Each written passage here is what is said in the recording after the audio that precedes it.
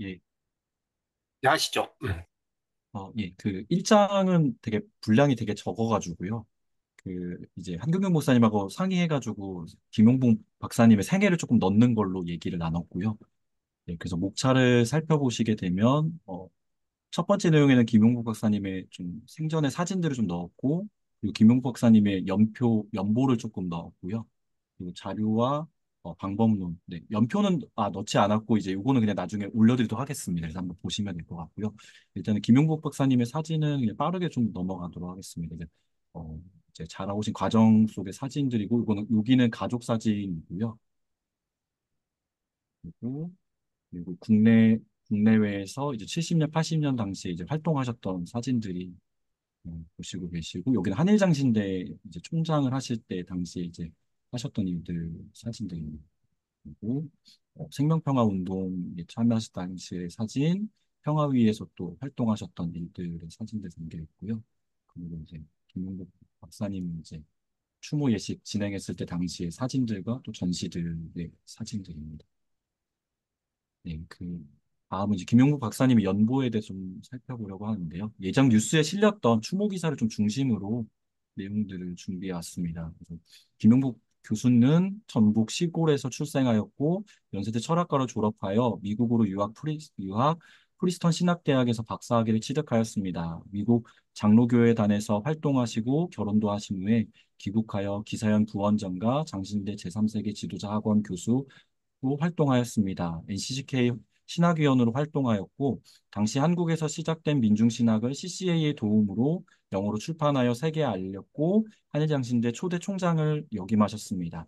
네, 민중교육과 제3세계 신학운동과 팔레스타인 평화 문제 등 인류의 평화 구현에 대한 활동들도 활발히 하셨고요.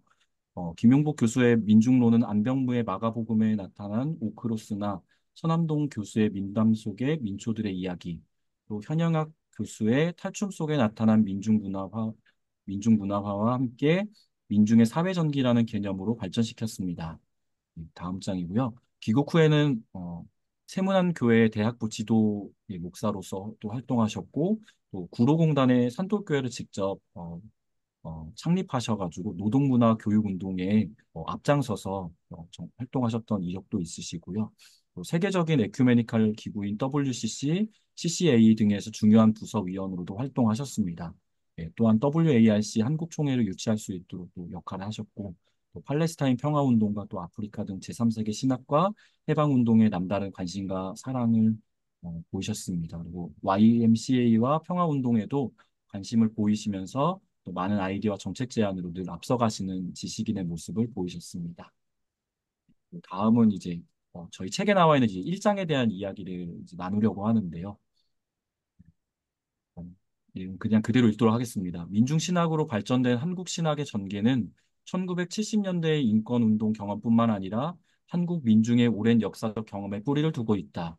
한국의 식민시대의 피억압자들의 종교로 여겨져 왔으므로 여기 이게 한국 기독교에 대한 이야기고요. 네, 한국의 신학적 언어를 규명하고자 한다면 이러한 역사적 배경에서부터 출발해야 된다라는 것이 이 김용국 박사님의 의견입니다.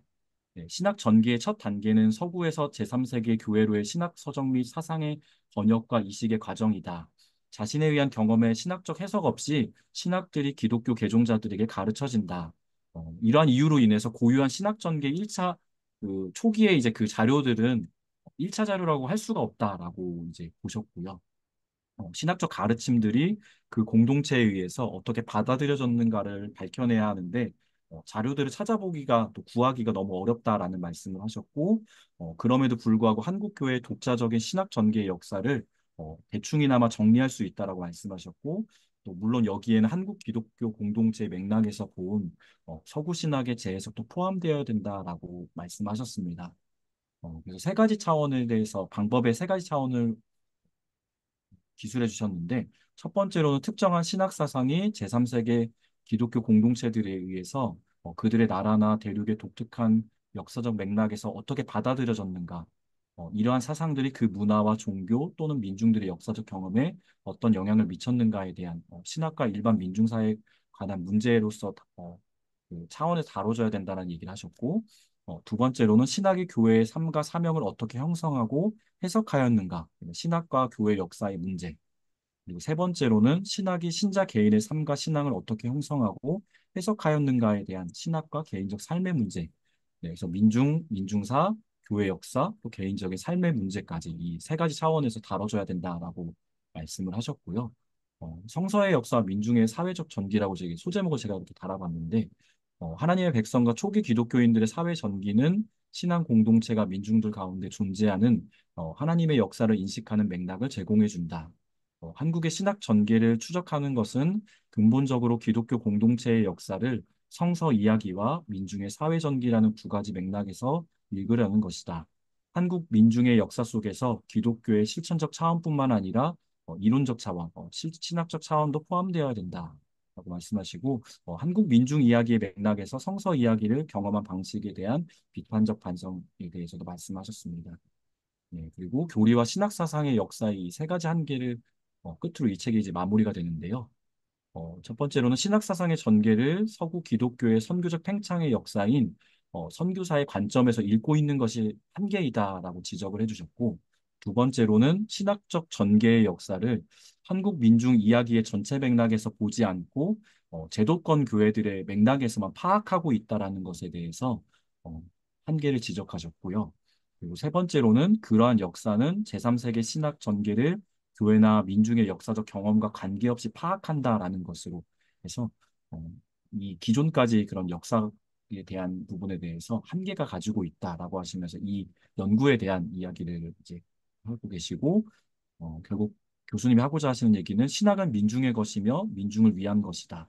왜냐하면 하나님은 민중의 하나님이며 예수는 민중의 메시아이고 성령은 세계 역사 속에서의 민중 가운데 함께 하시기 때문이다.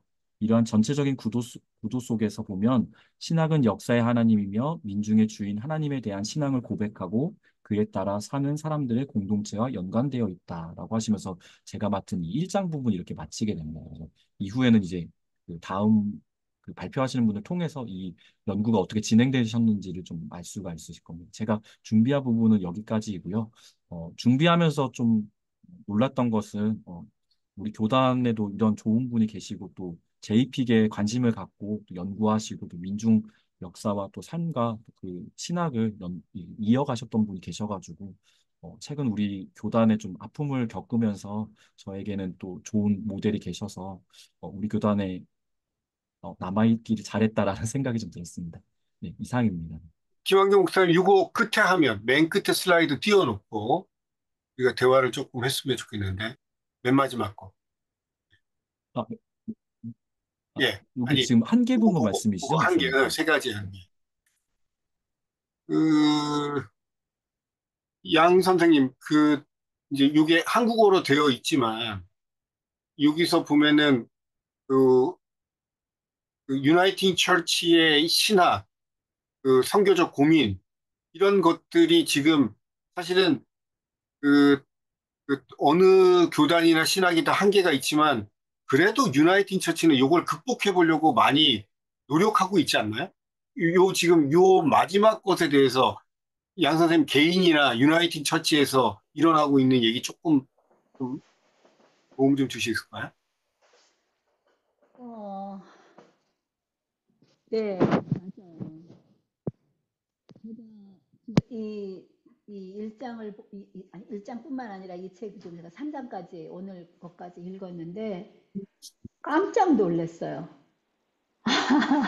한국에도 이런 신학자들이 있었구나. 저는 처음 접하는 교수님이셔가지고, 어머, 이런 신학자들이 한국에도 있었구나라는 생각이 들었고요. 그 다음에 제가 학교에서 공부할 때 한국은 민중신학이다 이렇게 얘기를, 라틴 아메리카가 해방신학이면 맞아요. 한국은 민중신학이다 그래서 궁금했었거든요. 어떤 거 70년대 그때에 무엇을 민중신학이라 하는가 궁금했었는데 이제 뒤로 가면서 좀 배울 수 있을 것 같다는 생각을 해봤고요. 그 다음에 이 UCA는 지금 47년 됐어요, 올해가. 세 교단이 합친 지. 그래서 이제 신년을 맞이하기 전에 우리가 무엇이 달라져야 하는가. 지금 한 2년째 계속 미팅들을 갖고 계시더라고요. 그래서 이제 그 미팅의 이름이, 그러니까 사도행전을 액트 1으로 보면 우리는 이제 액트 2로 해가지고, 그 사도행전 29장이 아니라 새로운 사도행전 액트 2로 해서 미팅을 많이 하고 있고, 어, 근데 중요한 점은 여기는 그 지금 물론 이제 그러니까 민중이 좀 우리하고는 좀 개념이 다르죠. 여기는 지금 다문화 그렇죠. 민족이라고, 그렇죠. 예, 다문화 민족이고 조금 더 폭가 더 넓다고 볼 수 있고, 그 다음에 그런 미팅이 남녀노소가 다 비율적으로 함께 해야 된다라는 거. 그러니까 여기서 좀 민중에 대한 이야기를 다루고 있기는 하나, 한국에 있는 교단이 혹은 한국에서 이야기하는 그 교단들의 여러 가지 레귤레이션이 아직도 멀었잖아요. 아직도 모른 거는 출발을 해, 뭔가라는 건, 네. 출발을 해야 아직도 먼 거지. 제가 볼 때 아직 출발도 안 했으니까 뭔지 안 뭔지 알 수가 없죠. 네. 그래서 하여튼 그 부분을 어떻게 해결할 것인가가 지금 여기에 지금 나와 있는 이 세 가지 한계, 역사적 세 가지 한계라는 거가, 혹은 뭐 이 지금 이 교리, 혹은 뭐 이 신학 사상은 너무나 브릴리언트한 것 그 자체, 정말 딱 읽으면서 아, 이런 게 있었단 말이야. 한국에도 이렇게 생각이 들 정도였는데, 근데 이제 그거는 그거고, 우리가 실질적으로 기독교는 우리 삶 속에서 일어나야 되는 이야기들인데, 어떻게 여자를 배제하고 어떻게 젊은 사람들이 그 노땅들만 그렇게 있어야, 그러니까 그런 것들이 해결되지 않는 한 한국 기독교는 제자리 걸음일 거라고 생각해요. 저는. 네, 그래서 감사합니다. 네. 이병호 목사님, 오랜만에 저기 우리 어, 어? 김용복 박사님 강의하셨던 거 다시 한번 키워드는 그대로 살아 있는 것 같은데 그때 감동으로 지금 요 마지막에 사실 그때 강의할 때도 요거 굉장히 강조하셨을 것 같은데 어떠십니까? 이 얘기 다시 읽어보시니까. 아이, 그 30년 됐는데요.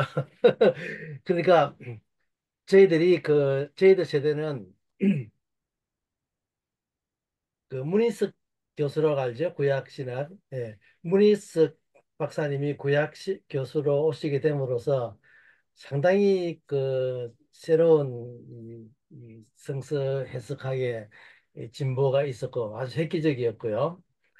근데 그분 책을 우리가 그 레포트를 많이 썼어요. 많이 썼는데 그러고 나서 그러고 있다가 이제 좀 목사가 되고 나서 선교사로 와 있다가 이제 인텐시브 코스로 그렇게 이제 93년도인가요? 94년도인가? 93년도구나. 가서 이제 샌프란시스코 신학교에 거기 가서 했는데 이게 한국말로 강의를 하니까 좋더라고요. 근데 상당히 그 우리 그 이제 서양에서 그러니까 기독교가 서양에서 이렇게 전달되어 오는 과정인데 우리 한국 사람의 손으로 신학을 해석을 해야 되고 또 그런 그 방금 이러한 이야기들을 이제 하게 돼서 상당히 쇼크를 얻었죠. 상당히 깜짝 놀랐죠. 그리고 우리가 그 동학이라든지 이런 이야기까지 시작을 해가지고 한국 민중들의 그 삶을 이야기하시더라고요. 뭐 그런 거죠. 예. 다 잊어먹었어요. 근데 이제 이런 민중신학을 듣고 나서 또 김 목사님도 못지않게 그 기름인인 우리 제일기독교단 성도들 신앙 공동체에 저는 뭐 제가 김병호 목사님의 삶을 100% 알진 않지만 어, 여전히 김영복 박사님의 이런 강의를 들으시고 그것들을 비슷하게 실천하시면서 사시지 않았나 그런 생각을 제가 유추해 보는데 별례가 아니길 바랍니다. 그 이제 그 하나의 어떤 그 저도 이제 일본에 있으면서 제일동포들과 생활하면서 하나의 이런 김용옥 박사님의 강연이나 이런 서적들을 접하면서 터닝 포인트가 됐죠. 이런 이야기를 여기서 하면 어떨지 모르겠지만은 저도 또 부산 출신은 그러니까 굉장히 보수적이잖아요. 신앙이라는 게 보수적인데 일본 갈 때에 처음에 선교사로 간 건 아니고 신학 공부를 위해서 동경신학교에 갔지만은 이제 선교사가 돼서 하면서 그때까지만 해도 내가 부산에서 섬기던 예수님을 내 등에 업고 현해탄을 건너갔거든요. 그래서 업고 간 예수님을 현해탄에 건너와서 일본 동경에다 모셔놓고 그 예수님하고 손잡고 쎄쎄쎄 하고 지냈는데 이미 예수님께서는 이미 일본 땅에 오셔서 아주 그 휘황찬란한 동경의 도회지의 큰 빌딩 밑에 그늘진 빌딩 밑에서 쭈그리고 앉아 계시는 예수님을 이제 바라본 거는 일본 가서 몇 년 뒤의 이야기 이런 강연이나 이런 걸 통해서 이제 내 시야가 이제 그 예수님을 이제 만나게 되는 거죠. 그래서 아 그때부터는 내가 없고 이제 예수님은 다시 부산에서 보내고 일본에서 그 웅크리고 그늘 밑에서 크게 숨도 못 쉬고 계시는 주님을 다시 내가 손잡고 이제 지내게 된 거죠. 그래서 제일동포들의 삶을 이해하는 데 훨씬 도움이 됐죠. 근데 이제 그 WCC의 그 인종차별 문제는 이런 것들이 시작된 것이 남아프리카의 뭡니까 아라파트인지 뭔지 그 하고 제일동포 문제 그다음에 미국의 그 흑인 운동했던 어, 루트 마틴 루터 킹 목사의 활동 이런 것들이 그때 당시에 이렇게 물려가면서 WCC가 인종차별 문제를 가지고 적극적으로 나서게 됐다는 이야기를 그 이야기는 금주선 목사한테 들었어요. 금주선 목사가 어, 한 번은 우리 여기에 무슨 행사에 강연을 와서 자기가 이렇게 알고 있는 거는 옛날에 이나 목사님이 그 기름인의 신학 이것 때문에 WCC가 상당히 자극을 받아서 인종 문제를 시작했다는 그런 이야기를 하시더라고요. 뭐 그런 거죠. 네, 너무 감사합니다. 귀한 말씀 나눠주셔서. 자, 그러면 두 번째 주자, 이현주 목사님이시죠? 네. 네, 아, 우리 제가 박성 교사님 오셨네요. 환영하고. 지금 현재 뉴질랜드 송미령 집사님, 이 박성 교사님, 이렇게 해서 지금 12명 접속해 있습니다. 예, 이현주 목사님. 네, 저는 PPT를 준비를 못했는데 그냥 괜찮아요. 네, 요 PDF 파일 읽으면서 예, 가도 얼마든지요. 예, 어, 보이시나요? 잘 보입니다. 예, 저는 잘 네, 보입니다. 네, 전 제2장이었고요. 그 가톨릭 수용과 한국 민중사라고 되어 있었습니다. 음, 먼저 얘기하신 부분은 한국 민중사를 해석할 필요성에 대해서 얘기하셨던 것 같아요. 그래서 그 기원을 한국 민중사에 놓고 있는 것 같았었는데, 어, 뭐, 익히 몇 차례 들어본 적이 있긴 하지만, 여기서 언급하신 부분은 한국 기독교의 역사를 신라시대 때의 당나라에서 들어온 네스토리안으로부터 시작해야 할 것이다라고 얘기하셨고요.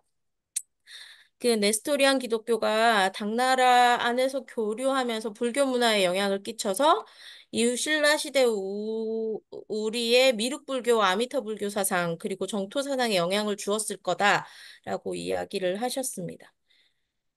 그 이유는 당나라에서 이미 네스토리안과 미륵 불교가 오랫동안 공존하고 영향을 주었다는 것이 연구로도 밝혀져 있고 사례도 몇 가지 있고 이러한 사실들을 알고 있을 때 그걸 기준으로 보았을 때는 한국 불교, 즉 그 당시 한국 불교 종교에 영향을 준 사실이 틀림없을 것이다라고 이야기를 하시면서 본 장을 시작하셨습니다.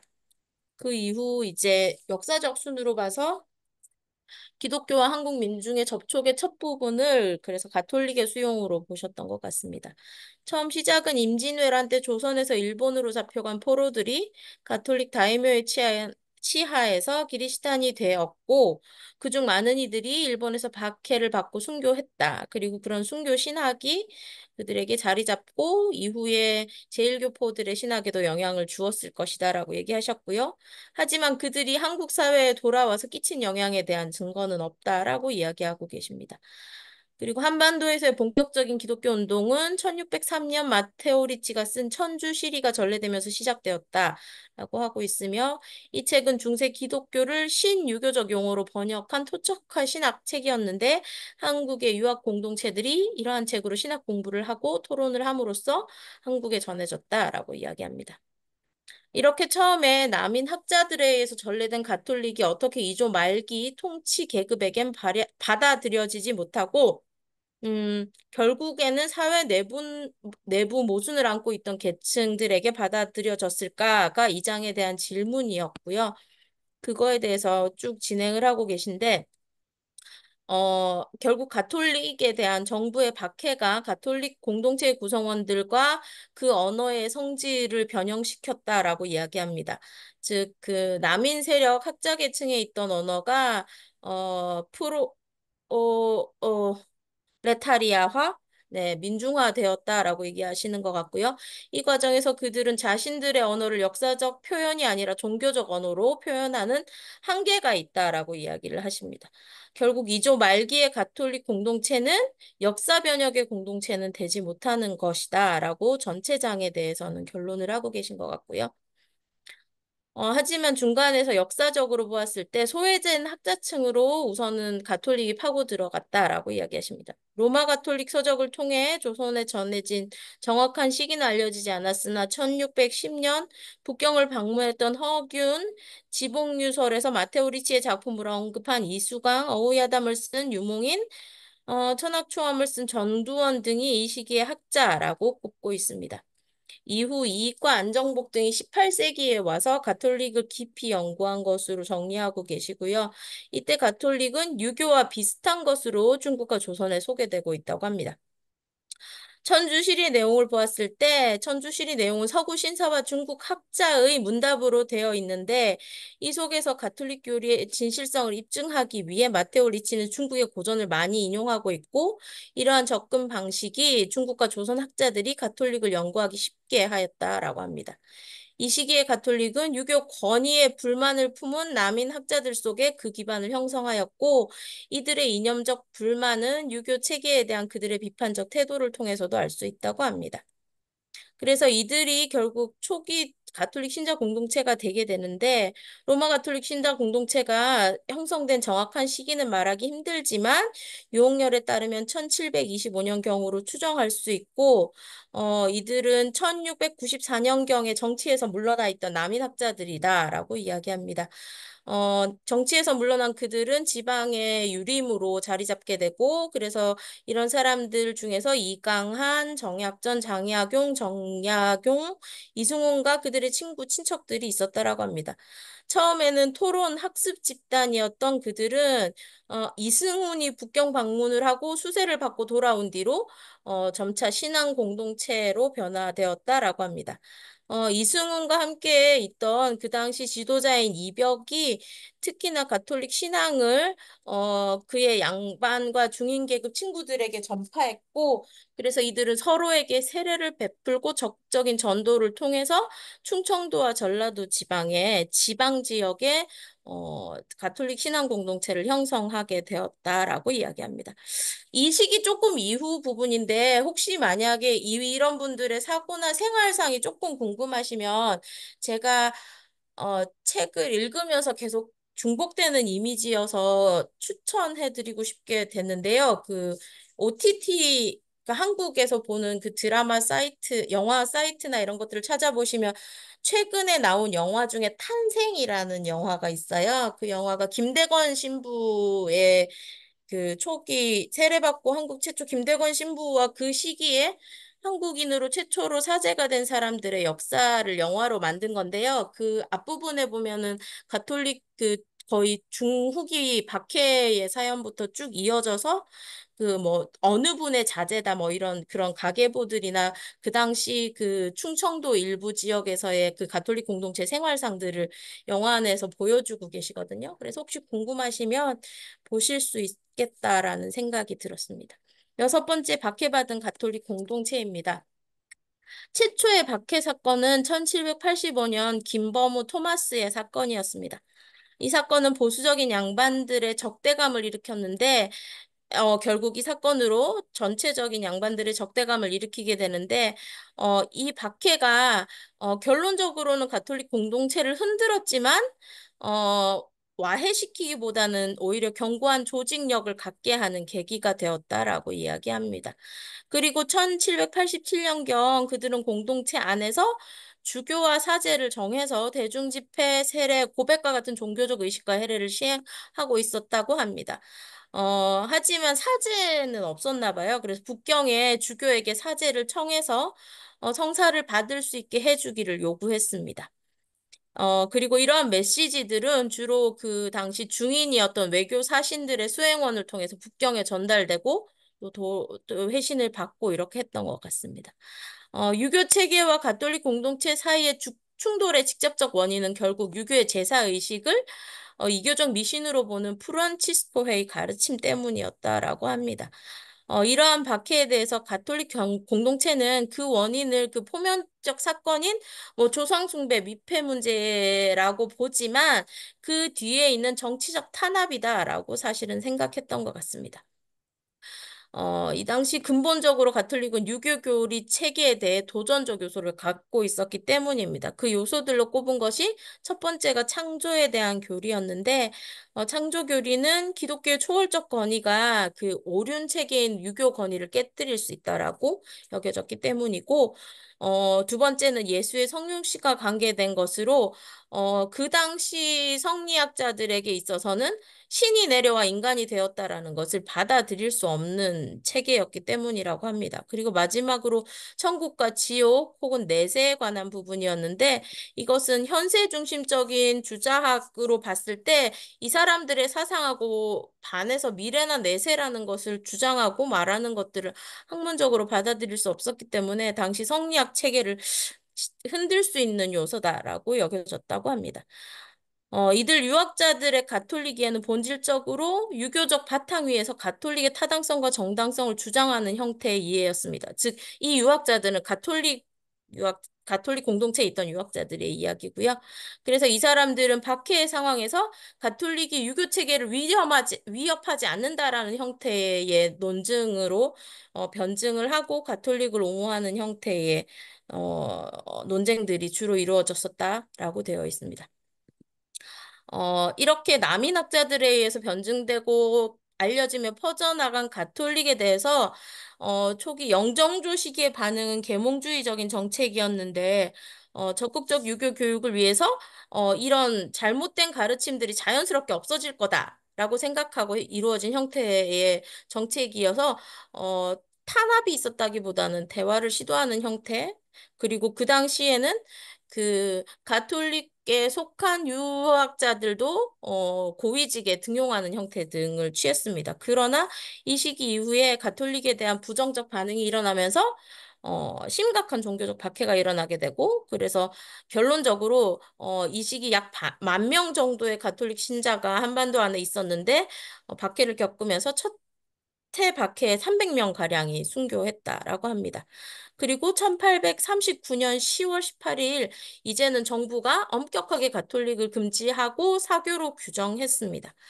그리고 이러한 박해는 3년간 지속돼서 결론적으로는 69명이 순교하고 48명의 엄벌을 받는 형태가 그 역사에 남아 있다라고 이야기합니다. 이 시기의 순교 이야기를 기록으로 쓴 현성문의 기해일기라는 자료가 있는데 여기에 보면 가톨릭 공동체의 박해와 순교의 연대기가 쓰여져 있습니다. 그리고 이 안에는 재미있는 부분은 고난이 종교적으로 의미 있는 것으로 이해되는 것이 드러나져 있다고 얘기합니다. 그 전에는 그 가톨릭이라는 것이 우리가 아는 종교의 형태라기보다는 윤리 도덕의 형태를 더 많이 강조하고 있었다면, 이제 비로소 종교적으로 의미가 있는 기독교에 대한 그 자체 이해가 생겨나는 형태를 볼 수 있다고 하고요. 그래서 십자가라는 것의 의미가 처음으로 나타나게 되었다라고 말하고 있습니다. 이는 유교 체계 하에서의 민중의 고난이 사회적 언어뿐만이 아니라 종교적 언어로 이해되고 다시 이제 변형되어져 가는 시기라고 말합니다. 하지만 유교 체계 하에서 고난을 고리로 해서 이루어진 민중의 경험과 가톨릭과의 접촉 연결이 아직 없다. 여기서 말하는 그 민중사로서의 이렇게 저변으로 들어가서 섞여지는 것은 아직도 이루어지지 않았다라고 이야기하고 있고요. 그 이후에 가톨릭 공동체는 남인 학자들의 집단에서 시작됐지만 점차 이제 계층이 아래로 내려가면서 실천 공동체로 변모한다. 그리고 프롤레타리아화 되었다라고 이야기합니다. 이러한 내용들은 허균의 삶과 글에서 잘 드러난다라고 그 책 안에선 꽤 긴 페이지를 할애해서 설명을 하고 있고요. 허균은 도교, 불교와 같은 종교에서 양반 억압 통치와 사회적 차별화에서의 삶의 의미를 찾으려다가 결국 나중에 가톨릭으로 귀의하게 됐다고 얘기합니다. 가톨릭 공동체는 그래서 결국 하층민들과 관계를 맺는 과정에서 유교 관리들로부터 심하게 박해를 받으며 근본적인 변형을 겪습니다. 그리고 처음에는 이 사람들이 이런 것들을 통해서 지방으로 흩어졌고, 그리고 금지령이 내려진 후에는 하층민으로 더 퍼져나가는 형태가 되었다라고 합니다. 그래서 후기로 가면 이러한 것들을 반영해서 가톨릭 서적들이 대부분 한글로 언어가 바뀌게 되고, 그리고 대부분의 신자들은 평민이거나 여성으로 바뀌게 되고, 자연스럽게 가르침의 글들은 한글로 된 것들이고 내용은 단순하게 되어졌다고 합니다. 그리고 혹시나 한문으로 쓰여진 철학적인 심화의 내용들은 간단한 예로 대치되었다라고 합니다. 그리고 이 내용상으로도 철학적 논리적인 주장이나 제안보다는 상징적 행동과 상징적 표현들을 포함하는 의식과 절차가 강조된 글들이 쓰여졌다라고 이야기하고 있습니다. 이렇게 가톨릭 공동체의 메시지를 전달하는 언어가 평민들 중심으로 변화하고 신앙의 상징적 표현 형식인 의례들이 강조되어지기 시작하면서 가톨릭 공동체와 그 메시지가 평민들의 생활 경험에 훨씬 더 가까워지게 되었다라고 이야기합니다. 이 시기의 책들은 공동체의 내면 생활을 위로하고 풍요하게 해주는 내용들이었고, 언어에 있어서도 이러한 내향성으로 인해서 가톨릭 공동체와 평민들 간의 간격은 관리들의 억압을 함께 겪고 평민의 언어를 사용하면서 좁혀지도록 하는 형태가 되게 됩니다.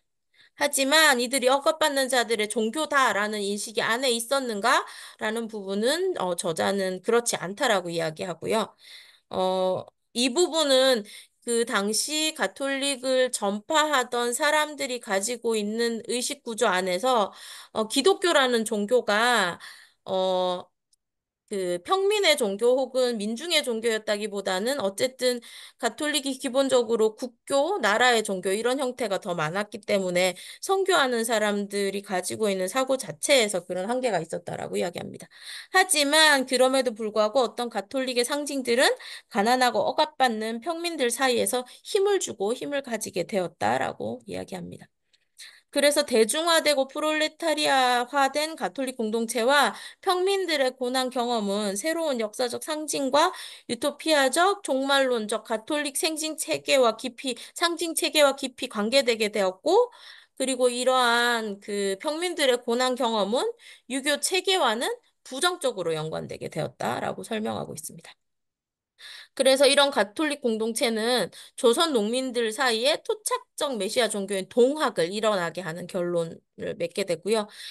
이것이 당시 선교사들의 의도는 아니었다 하더라도 종말론적 상징의 보유자로 공동체의 기본적 성격을 형성함으로 당시 조선 사회 변혁적 힘으로 작용하게 되는 한 기능을 하게 되었다라고 책에서는 이야기해 주고 있으셨습니다. 네, 거친 정리지만 들어주셔서 감사합니다. 이상입니다. 예, 어마어마한 분량을 잘 요약해 주신 우리 이 목사님께 감사드리고, 네, 박준영 목사님 얼굴 보여주셨고, 준필 목사님도 계시고, 자, 우리가 시작하면서 한두 마디 했거든요. 그냥 그 박준영 목사님 이 책 갖고 계시죠? 네, 네, 갖고 있습니다. 그 만져본 느낌, 읽은 느낌이라고 하면 완독을 해야 되는 부담이 있고, 그냥 만져본 느낌 아, 어때요? 네. 느낌. 그, 저는 그 신대원대 한국교회사를 재미있게 듣고, 특별히 선교사들과 그 해방을 위한 그 청년들과의 갈등, 이런 부분을 주의 깊게 이제 좀 재미있게 배웠는데, 자료에 한계는 있었던 상황이었는데, 이 책을 보면서 한국교회사 배웠던 것도 쫙 생각이 나면서 다시 한번 볼 수 있겠다라는 생각을 하면서, 제가 맡은 챕터는 지금 거의 다 읽었고 다른 챕터들도 잘 보고 있습니다. 네. 네, 감사합니다. 박종필 선교사님, 그 아까 김한겸 목사님의 발제 내용 뒷부분도 있었고, 지금 우리 이현주 목사님, 이게 현장에 있는 선교사로서도 이게 굉장히 가슴이 벌렁벌렁하면서 이게 지금 읽혀지지 않습니까? 선교사 박 선교사님의 입장은 어떻습니까? 여태까지 들은 얘기로. 제가 책을 못 봐서 이제 이 전체적인 내용에 대한 감이 없는 게 좀 아쉽고요. 네, 대신 들으면서 계속 브라질 안에서 그 교계의 진영이 어떻게 변하고 있는가에 대한 역사에 대한 관심이 되게 많았었거든요. 예를 들면 19세기까지만 해도 브라질 전체 인구의 99%가 천주교인이었는데 20세기 중반을 넘어가면서 지금은 25%에서 30% 정도가 개신교회라는 얘기를 하고, 그리고 그게 그냥 단순히 종교적 변화가 아니라 정치와 연결이 되어 있는 상황이라서 한국에서 종교적 이런 변화가 한국 경제, 한국 정치에 어떻게 영향을 끼쳤는지에 대한, 지금 현재 상황에 대한, 특히 요즘에 뉴라이트 얘기가 계속 나오고 있는데, 또 장관을 세우거나 또 위치에 세운 사람을 세울 때 그런 것들이 지금 세상 사람들이 보기에 쟤들 왜 저래? 라고 보여질 수 있는 상황이고, 브라질에서는 지금 앞정권이 보소나루라고 하는 대통령이 정권을 잡았었는데, 그때 극우의 도널드 트럼프와 라인을 같이 하면서 가졌던 그 이후의 정치적 상황, 이 복음을 전하는 선교사로서 그러면 복음과 정치는 어떻게 접근해야 되느냐에 대한 질문들을 계속하게 하는 부분이 있어서요. 어, 또 저는 어쨌든 지금 저희 교단 파송 선교사이지만 브라질에서 가장 보수적이다라고 얘기를 하는, 한국으로 치면 장로교회에서 어, 호헌이나 고신의 계열에 가까울 정도의 브라질 장로교단이라고 하는 교단에서 같이 동력을 하고 있거든요. 여전히 지금 모든 교회 안에 여성 사역자는 없고요. 여자에게는 직임도 주지 않고요. 목사 안수를 안 주는 것뿐만 아니라 모든 직임에서 여자는 다 배제되어 있고, 재작년에 제가 브라질 장로교단 총회에 참석을 했었는데 여성 안수 문제에 대해서 그 나흘 동안의 그 총회 기간 동안에 4~5시간을 그것을 해서 열띤 토론을 했었어요. 그런데 결론은 안 돼. 그거 끝나는 걸 보면서 야, 이 교단과 함께 사역하면서 나는 내 정체성을 어떻게 이들과 함께 가지고 갈 수 있는가에 대한 고민, 이런 것들이 선교로 살다 보니까 그 역사적인 문제가 단순한 문제가 아니라서 고민을 많이 하게 됩니다. 그래서 금방 이현주 목사님이 얘기하신 그 부분도 한국에서 천주교회가 가지고 있었던 그런 역사적 정황들의 이야기를 들으면서 한 번 더 고민하는 시간이 되었었습니다. 감사합니다. 네.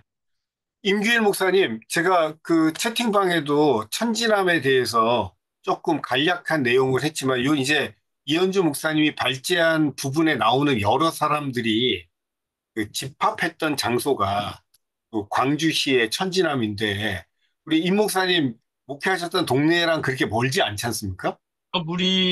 제가 있던 동네에 그 건엄리 앵자봉이 그 산 너머가 천지남이에요. 그런데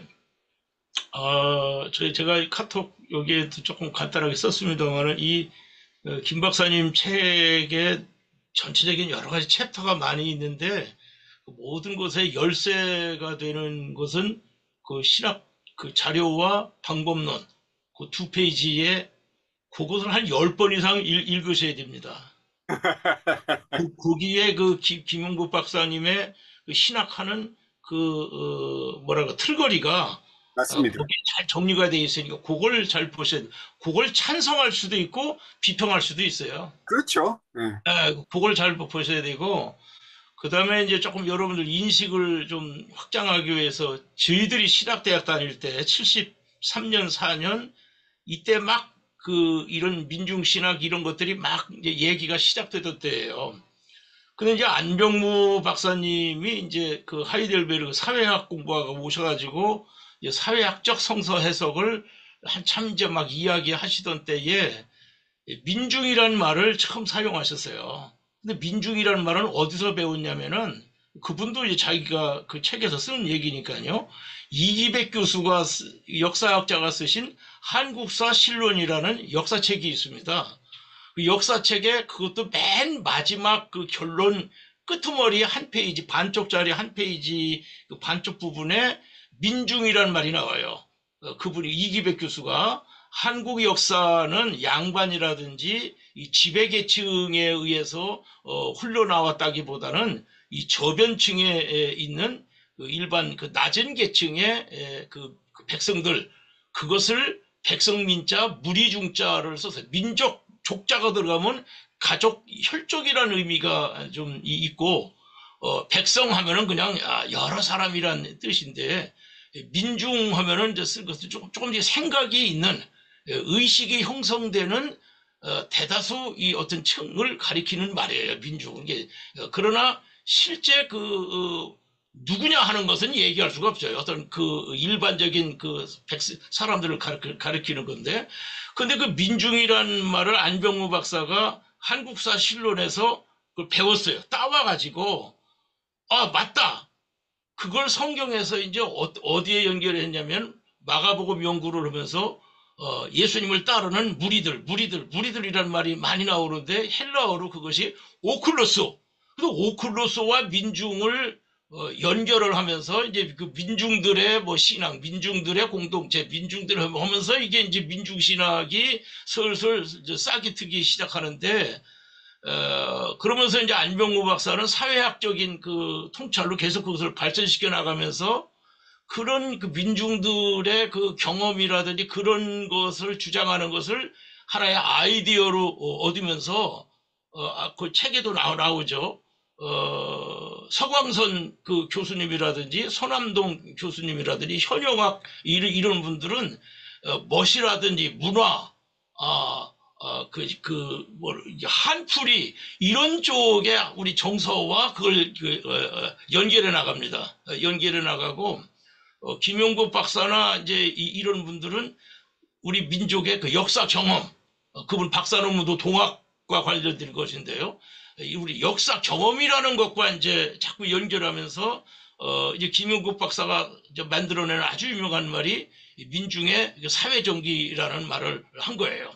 근데 그렇게 자꾸 이야기를 하다 보니까 담론으로서는 그게 이해가 되고 무슨 얘기인지 알겠는데, 교회적인 그 배경이나 신학적인 우리 복음적인 예수 믿고 죄 용서받아서 하나님 나라 간다라는 이 교회 신앙의 논리로 보면은 좀 애매모호해지는 거예요. 그걸 뒷받침해 주는 사람들이 누구였냐면, 이제 캐톨릭에서는 서인석 교수라는 분이 있어요. 그리고 우리 장신대에서는 문희석 박사가 있었습니다. 그 한신대에서는 김창락 교수님하고 또 무슨 그 신학학이 있으셨는데, 이분들은 그래도 신약 성경 신학자들이어서, 문희석 박사나 김창락 박사나 뭐 무슨 교수, 서인석 교수 이런 분들이 하는 얘기는 그래도 성서 신학의 바탕을 두고서 하는 이야기라서 조금 더 설득력이 있지만, 다른 분들은 문화적인, 뭐 사회적인, 심지어 무속적인 막 이런 쪽으로 흘러나가니까 교회에서는 불편해지기 시작한 것입니다.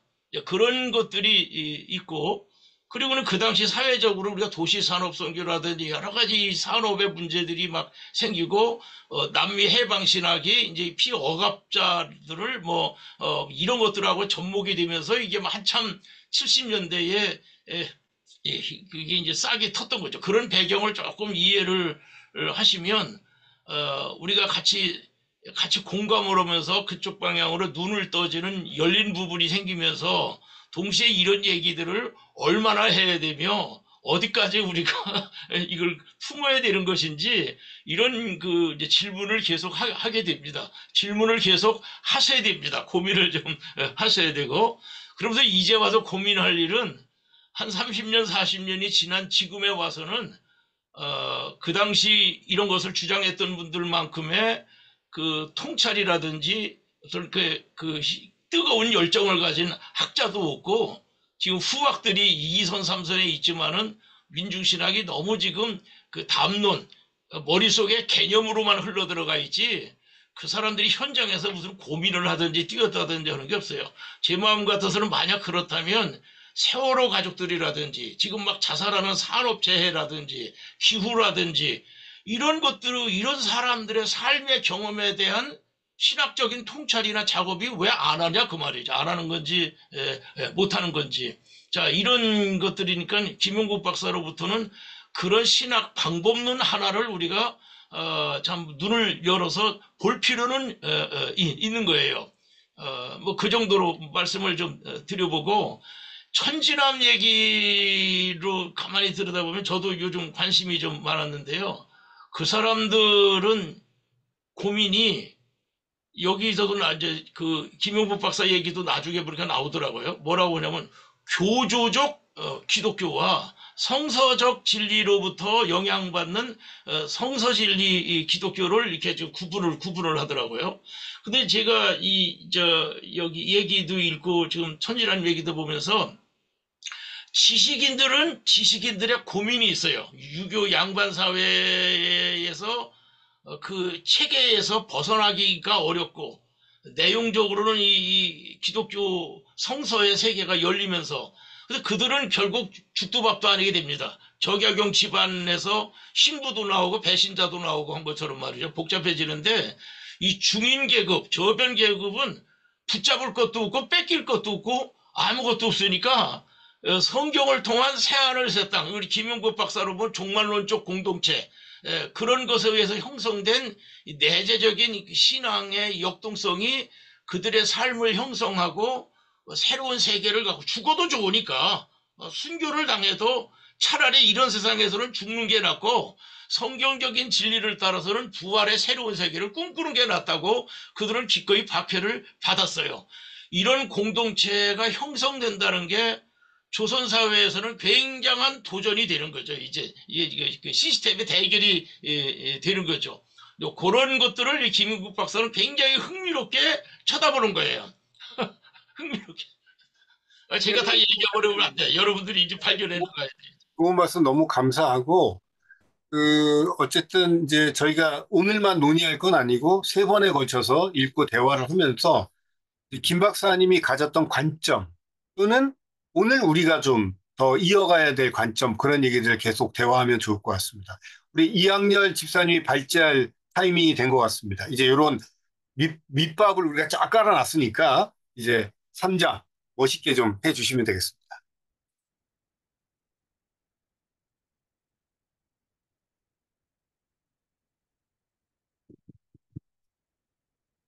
잘 보입니다.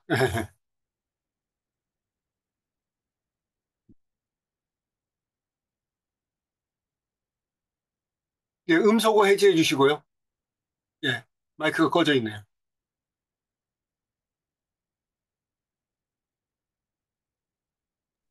네, 이제 됐습니다.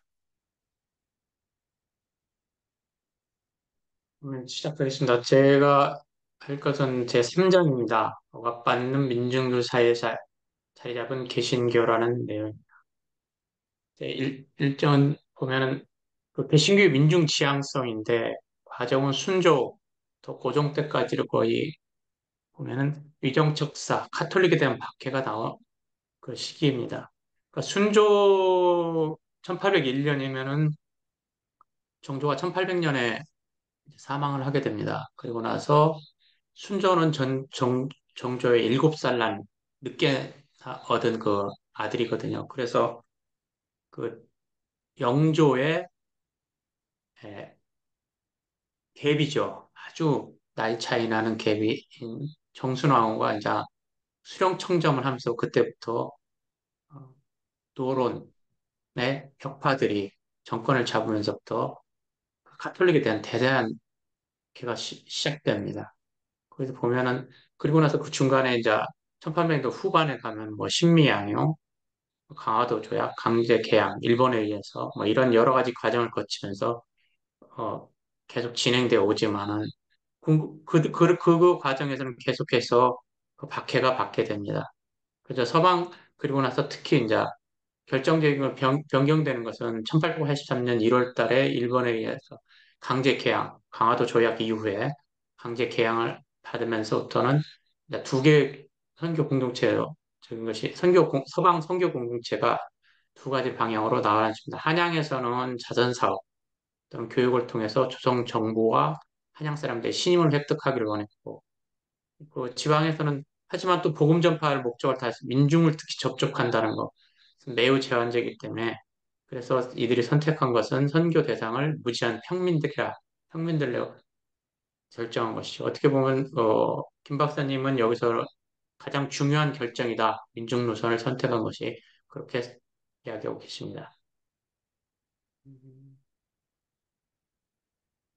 두 번째, 이어서 이제 개신교의 민중지향성에는 그 1893년 1월에 선교단체에 중요한 결정을 하게 됩니다. 여러 가지가 있는데 그것을 텍스트를 다 쓰지 않고 제가 중요 단어만 썼습니다.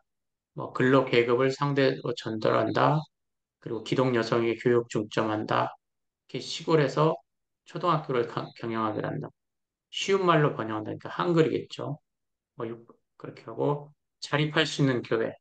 그리고 몇 사람을 전도자로서 철저히 교육시켜서 그들을 통해서 조선의 백성을 조선 사람들에게 전달한다. 이런 것들이 정해진 것 같습니다. 민중의 언어를 위한 발전입니다. 그래서 선교사들이 기본적으로 한자에 대한 그 지식, 한자라는 문자에 대한 지식이 없다 보니까 거기서 갖고 있는 형이사학적인 의미들을 원래의 성경을 가지고 전달하는 것이 조금은 힘들다 보니까 이제 한글로 번역하는 사업을 하게 됩니다. 그래서 뭐 조선 그리스도 회보, 그리스도 신문, 대한 그리스도 회보 등등을 넣고 성경을 그때부터 한글로 번역하는데 주변국에 있는 언어들이 주변국에 있는 문자들, 그러니까 만주나 일본어, 특히 만주어 같은 경우는 우리나라 일본어 같은 경우도 그렇지만 특히 만주어가 더 우리나라 문자와 가깝습니다. 실은 그래서 세종대왕께서도 한글을 창제할 때 만주 쪽에 있는 학자들과의 많은 교류를 통해서 그 우리의 체계를 만드는데 도움을 받았다는 그런 제가 책에서 읽은 적이 있습니다. 그렇기 때문에 그만큼 쉬웠고 그래서 일본어 성경들 가지고 한글로 번역했는데 그때는 주로 조선어 언어 교사들 비서들의 역할이 중요. 그렇지만 중요한 여기서도 나오지만 신학과 철학 서적은 매우 제한적으로 주로 이제 성경의 이야기들 이렇게 있었습니다. 성서 이야기들이죠. 그렇지만 이 성서 이야기가 민중의 영향력이 매우 강한 것은 어떤 종말론적인 그런 상황에 의해서 갖고 있던 민중들의 생각과 그것이 성경 속에 나오는 이야기들이 서로 맞아떨어지는 것이 아닌가. 그러므로 인해서 이게 강한 영향력이 컸다라고 봅니다. 선교가 조선 민중의 사회적 열망에 응답하기 시작한 것은 특히 이제 김 박사님이 쓰신 것은 동학혁명 1800 이거 동시에 이제 일어나는 건데 동학혁명과 청일전쟁 1894년에서 1895년 사이 동시에 거의 같이 일어난다. 그래서 서울에서는 그 백정들에 의해서 계급 타파가 요구됐고 그것이 어느 정도는 받아들였고 그래서 그들 중에서 최초로 기독교인이 탄생을 한다.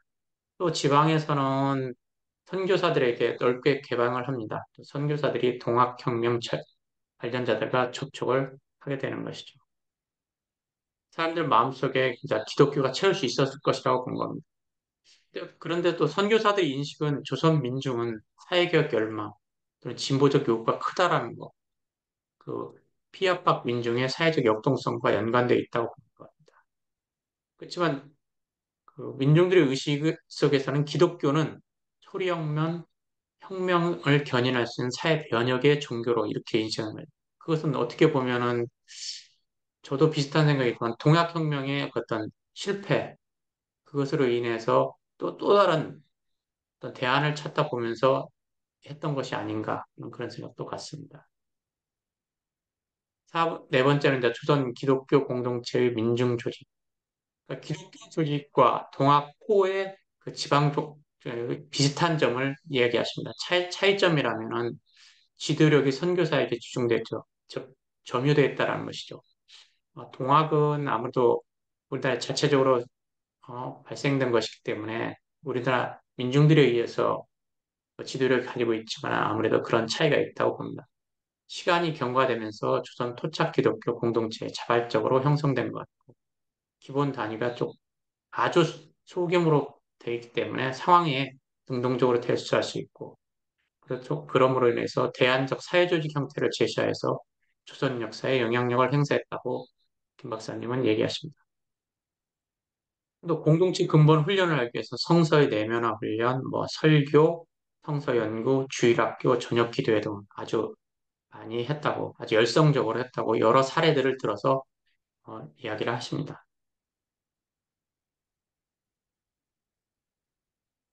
그 억압받는 민중들의 희망인 기독교 메시지는 조선 민중에게는 이제 그 기독교 메시지는 사회적 정치적인 상황이 완화되면서 백정이 신분이 해방을 탄원하고 그러면서 다수의 기독교인을 개종을 합니다.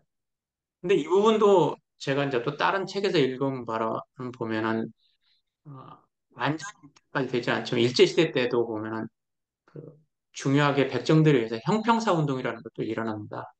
근데도 그 형평사 운동을 할 때 많은 기존 기독교와 좀 충돌은 또 있었던 것은 사실입니다. 그것은 이 책에는 나오지는 않지만 다른 그 책들에서는 조금은 언급되어 있다는 거 그냥 참고로 말씀을 드립니다. 초기 조선 기독교의 특징은 역사학자 이만현 교수님의 평가로서는 인중을 위한 계몽교육, 그리고 인간 공동체를 뒤흔든 사회적, 종교적 관습을 변화한 남녀 평등을 요구했다. 그다음에 6번 독립협회에 참여한다. 일부 계신 분들이 이제 많이 참여를 하게 됩니다. 주로 그래서 그 부분 뭐 서대필 박사 주로 최초의 민주개혁단체인 독립협회 활동을 참여하십니다. 그래서 동학과 같은 게 아닌가? 그럼 반의 교리가 아니요. 여기 보면 뭐 로버트 스피어스는 동약에 같이 뭐 같은 것은 아니다. 뭐 이렇게도 써놓고 해방의 종교이며 필연적으로 자유로운 정보와 평화, 대중적 제도의 열망을 이끈다라고 했습니다. 독립협회가 구체적으로 뭐 요구한 것들은 외세 세력을 배격하고 죄인은 공개 재판한다. 나라 재정의 공정성, 만일에 대한 공평성 등. 아까는 이것도 보면은 그때까지는 아니지만 약간은 그 공화제적인 그런 요구적 내용이 되겠습니다. 일곱 번째로 이제 독립운동과 계약 신학이라는 겁니다. 그러니까 독립운동의 신학적 근거는 입헌 군주제, 공화제로서 국가 체제를 옹호하는 것이라고 합니다. 그러니까 그 공화제가 나온 것을 보면 구약시대 다윗의 계약과 그것이 칼빈이 발전했고 뭐 17세기, 18세기 영국과 미국에서 발전되어서 지금의 공화제가 되었다라고 보면서 기독교인들은 조선의 고대 이스라엘을 동일시했다라는 거 이렇게 얘기하고 있습니다. 기독교는 해방의 종교로서 필연적으로 자유로운 정보와 평화, 민주적 제도를 요구할 것이다라고 또 얘기한 선교사들도 있습니다. 그래서 사회개혁 신학적 근거로서 굉장히 기독교인 다음 같은 추구해야 한다. 뭐 이렇게 나오는데 제가 여기서 다 쓰진 않고 쭉 읽어봤을 때 보면은 파란 부분은 제가 그냥 정의한 겁니다. 1, 2번은 자기의 죄를 깨닫게 회개한다. 이것은 자기 부정일 것이고 그러면서 하나님과 연결된 그리고 말씀을 삶으로써 행하는 것 이것이 어떻게 보면은 그 기독교인의 삶의 모습이 아니냐 이렇게 저는 생각하고 있습니다. 특히 이 부분은 좀 저한테는 인상 깊게 읽은 부분입니다. 하지만 또 이제 선교사들에 의해서 종교의 그 분리가 되는 를 시행하게 됩니다. 왜 그러냐면 이제 독립협회 기독교인들이 정치에 적극적으로 참여하다 보니까 어떤 정도 정치적인 결과를 대부분이 발견하겠죠.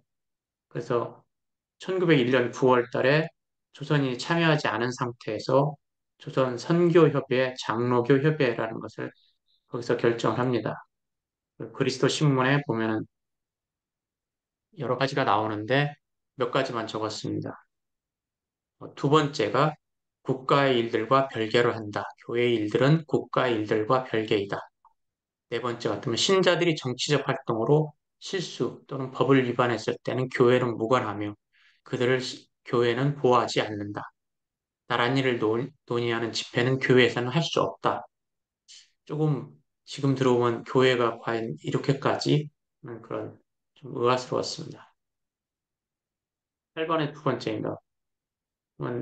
그래서 또 미국 해외 선교협회에서는 이 정교 분리를 지지했고 왕실을 그거 이후로는 보면 왕실을 위하고 왕실에 대항하지 않으면서 그러면서 자기들의 선교적 정책을 유지하려고 하는 것. 또 중국과 일본에 대해서 중립을 지킵니다.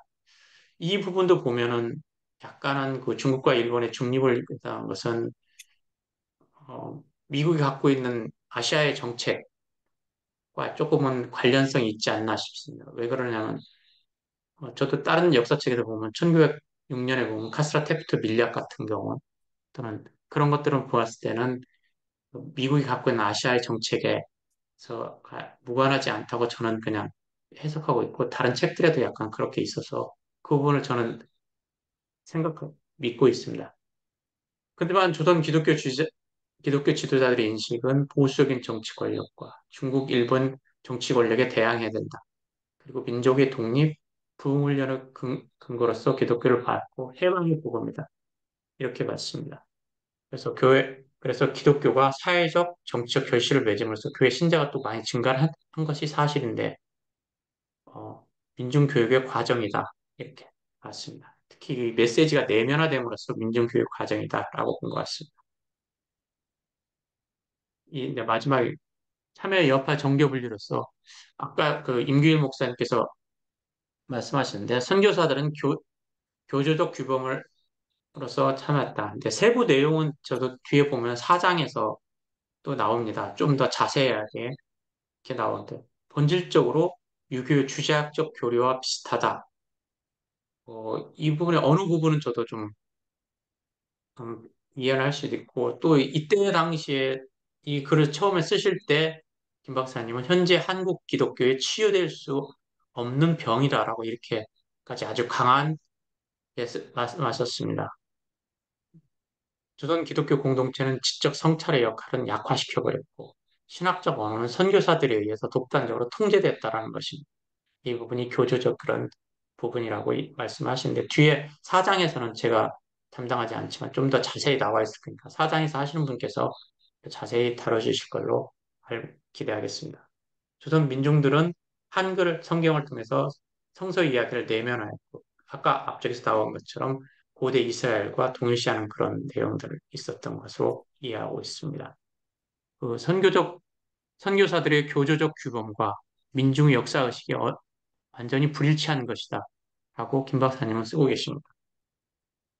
자, 어, 여기까지 제가 정리한 거고 약간 아쉬운 점인데 이런 것들은 그냥 제가 간략하게 혹시 다음에 이 김 박사님의 책을 내실 때 도움이 되셨으면 해서 그냥 써본 글입니다. 이건 쭉 읽어보시면 뭐 그, 이조 사회, 이조 이런 말들은 요즘 거의 쓰지 않는 그런 표현인데 아직도 이제 이거 출판사 쪽에서 좀 정리를 해줬으면 좋겠다는 생각이 들고 여기도 보면 한글을 두 가지 언어하고 문자하고 이제 구별해서 써야 될 것인데 문장 속에서 보면 약간은 좀 혼란을 일으킵니다. 그러니까 문자는 언어를 기호화해서 표기하기 위한 것이 문자인데 이것이 좀 막 혼돈돼서 쓰기 때문에 이런 부분들 좀 디테일하게 썼으면 좋겠고 뭐 호혜국 조항 이건 쓰지 않는 지금 그 단어입니다. 최후 조항이 맞을 것 같고, 이 뒤에 부분도 뭐 오탄 이런 부분도 1801년 9월 10일 날이라면 일단 선조가 아니라 순조 1년이거든요. 이제 이런 부분들이 있어서 조금은 아쉬운 점으로서 제가 그냥 제 의견을 사견으로서 써놨습니다. 제 발표는 이상입니다.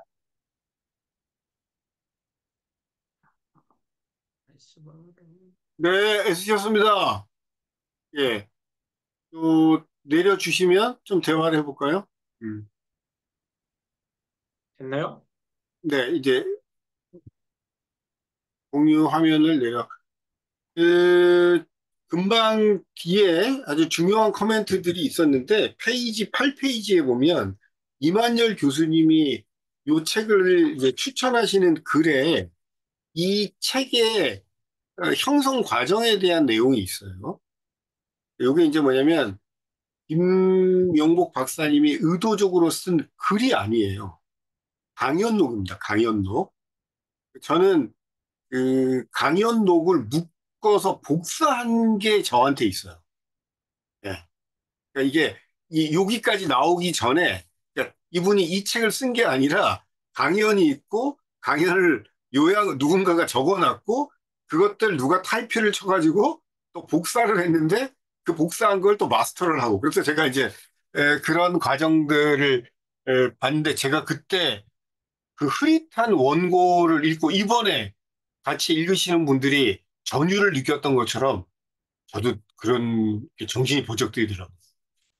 그리고 아마도 그래서 저도 살짝 영향을 받아가지고 제 신대원 졸업 논문이 한국신학 형성 과정에 대한 연구라고 하고 뒷부분에 이런 것을 언급했던 게 아마 이제 그 신학생 때 김영국 박사님 그 흐릿한 복사물의 그 강연록을 보면서 아 이거 저기 괜히 서양 신학자 연구에다가 큰일 나겠다 뭐 그런 생각을 살짝 했던 것 같고요. 자 우리 이학렬 집사님께서 너무나 이제 잘 정리를 해줘서 감사하고 어쨌든 이장이 카톨릭과의 그 대화였다면은 그 억압받는 민중 속으로 들어가는 이제 개신교회 또는 개신교의 민중 지향성에 대해서 지금 총 언급을 했는데 혹시 들으신 분 중에서 이 내용을 읽었거나 또는 지금 이 챕터 또는 이학년 집사님이 언급하신 부분에 대해서 혹시 코멘트 좀 하시고 싶은 분 있을까요? 아니면 자기 표현, 뭐, 레스판스, 코멘트, 예, 뭐, whatever, whatsoever. 예. 음.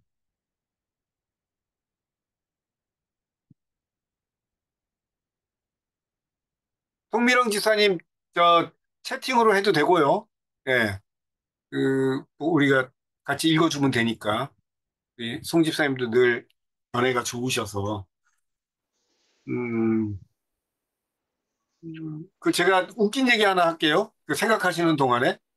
제가 김 박사님한테 직접 들은 얘기인데, 프린스턴에서 PhD를 하는데, PhD는 반드시 제2 외국어, 이렇게 시험을 봐야 되거든요. 근데 당시에 그 프린스턴이니까 독일어 시험을 이제 봐야 되는 거예요. 그래서 이제 연락이 왔대요. 너 이제 논문 써야 되니까 어학시험 합격을 해야 된다. 독일어 시험을 봐라. 근데 이제 김 박사님이 독어를 못해서가 아니라 김 박사님이 그 재미나신 분이거든요. 그래서 이제 그 그거를 알려준 대학원 사무실을 찾아갔다는 거예요. 독어를 왜 보냐? 제2외국어. 나는 그 일제시대의 동학, 이거를 다루는데 나한테는 그 인용할 수 있는 독일어 문서가 없다. 왜 독어를 봐야 되냐? 나는 일제시대 강점기이기 때문에 내 원자료, 1차 자료 중에 일본어가 엄청나게 많다. 그러니까 그냥 그 논문 제목도 보지 않고 논문 내용도 읽지 않고 무조건 뭐 아시아에서 온 학생들은 니네들 뭐 까라면 까고 따르면 따라 그래서 독일어 시험 봐. 이건 난 부당하다. 난 그래서 저 일본어를 제2 외국어로 해서 시험을 보라고 하면 난 일본어 공부해서 열심히 해서 하겠다. 그래가지고 이제 김 박사님이 프린스턴 대학원 그 원장하고 저 직원을 엄청나게 괴롭혀가지고 결국에는 이기셨대요. 그래가지고 제2외국어 시험을 일본어로 보시고 그래서 이제 이 자료 뒤에도 그렇고 박사학위 논문에 보면 그 일본 자료, 일본어를 얼마나 말로 구사하시는지는 잘 제가 본 적은 없어요. 저는 그런데 일본어를 이렇게 강독하시고 읽고 인용하시는 거는 하실 수 있다고 그러면서 이제 제2 외국어를 프린스턴에서 그러니까 미국에서 일본어 공부를 했다 뭐 그런 말을 저한테 하셨고 나중에 이제 우리 CCA 그 신학자로 계시면서 홍콩에 CCA가 모여 있기 전에 여러 나라에 흩어져 있었는데 그 우리 저 오사카에 있었던 오사카 맞죠, 목사님? 그 CCA 사무실이 파트가 우리 동경에 있었나요? 오사카에 있었나요? 오사카에 그 홍콩인가 어디에서 쫓겨나가지고 그러니까 제 말이 그 말이에요. 싱가포르, 오사카에서 싱가포르. 네. 몇 년, 예, 오사카에서 몇 년. 그래서 박상정 이제 목사 때예요. 예. 그래서 이제 그 우리 김영국 박사님이 그 오사카 사무실에 그 연구하시면서 일본 생활도 꽤 한 걸로 제가 알고 있습니다. 그러니까 그런 당당함이 있는 거죠. 그래도 우리는 껍벅 죽는 프린스톤인데 프린스톤하고 싸워가지고 제외국 시험을 도고가 아닌 일본어 보셨다라는 이 개김성, 당당함. 이게 저는 그래서 제가 개인적으로 김 박사님부터 좋아했던 것 같아요. 멋있죠, 박정별 선교사님. 네? 네. 딱, 네. 메이크 센스 하죠. 최고십니다, 진짜. 네? 최고십니다, 진짜. 그러게. 또 우리 홍승만 그, 목사님, 예, 무조건 말씀하십시오. 예. 그, 그 이야기, 그, 김용옥 박사님 일본어 제법 하셨어요. 일본어 말 잘 하시고, 김용옥 박사님이 일본 와 계실 때는, CCA 사무실이 동경에 있었어요. 제 네네네. 사무실이 거기 있었고, 또 한때는 이제 홍콩에, 그때는 이제, 제가 일본 가 있을 때에 이제 그때 오사카에 가 있었고, 그 전에 민주화 활동 막 하고 돌아가신 오세시 스승 이런 분들 막 활동할 때에 그때에 아마 동경에 아마 한 2, 3년 아마 계신 걸로 알고 있어요. 그래서 일본어도 제법 구사를 하시는 걸로 알고 있고 제가 샌프란시스코 우리가 MA 과정을 인텐시브 코스로 하는데 한국에서 지원한 분들은 한국에서 이렇게 모여서 매주 월요일 모이는데 우리는 정연한 목사가 내하고는 선교지에 있으니까 뭐 한국에 못 가니까 여름 방학 때 이제 몰아가지고 막 한 달 동안 6주간 동안 그 샌프란시스코 신학교 아사란샘을 가서 이제 집중 강의를 받았거든요. 근데 그중에 하는 이야기가 그 이야기예요. 어, 학교에서는 디민이나 이런 거 막 할 때에 우리가 디민이 결국은 그 샌프란시스코 시장이 끊어지고 시카고로 이렇게 간 게 토플을 자꾸 요구하거든요. 샌프란시스코에서 토플을 자꾸만 요구하니까 이제 김용국 박사님이나 문희석 박사님 이런 분 하는 이야기가 우리한테 하는 이야기가 이 사람들이 목회를 한국 가서 할 텐데 말 낳고 자꾸만 그 대도 안 하는 토플을 보게 하느냐 그런 이야기들을 이 어른들이 하시더라고요. 그래서 내가 그때는 참 그때부터 영어 공부를 안 했어요. 막 그런 에피소드도 있습니다. 그러니까 이제 결국에는 어떤 언어냐, 뭐 영어냐, 독어냐 이러냐의 문제는 아니고 김 박사님의 이 책에 특별히 이 책에 많이 등장하는 것은 민중의 언어, 민중의 경험, 민중의 역사 해석. 이게 아까 우리 임규일 목사님이 일장을 잘 읽어야 된다는 게 뭐냐면 그 자료가 사실 쉽지 않다. 예. 서양적 시각으로 보면 그게 그러나 그 민중들이 하찮아 보이는 듯하나 신앙 공동체를 꾸려서 복음을 만나고 어떤 반응을 보이고 그런 아주 미세한 자료들을 찾고 그것들을 모아서 민중의 사회 전기로 만들 수 있는 그런 방법론. 예.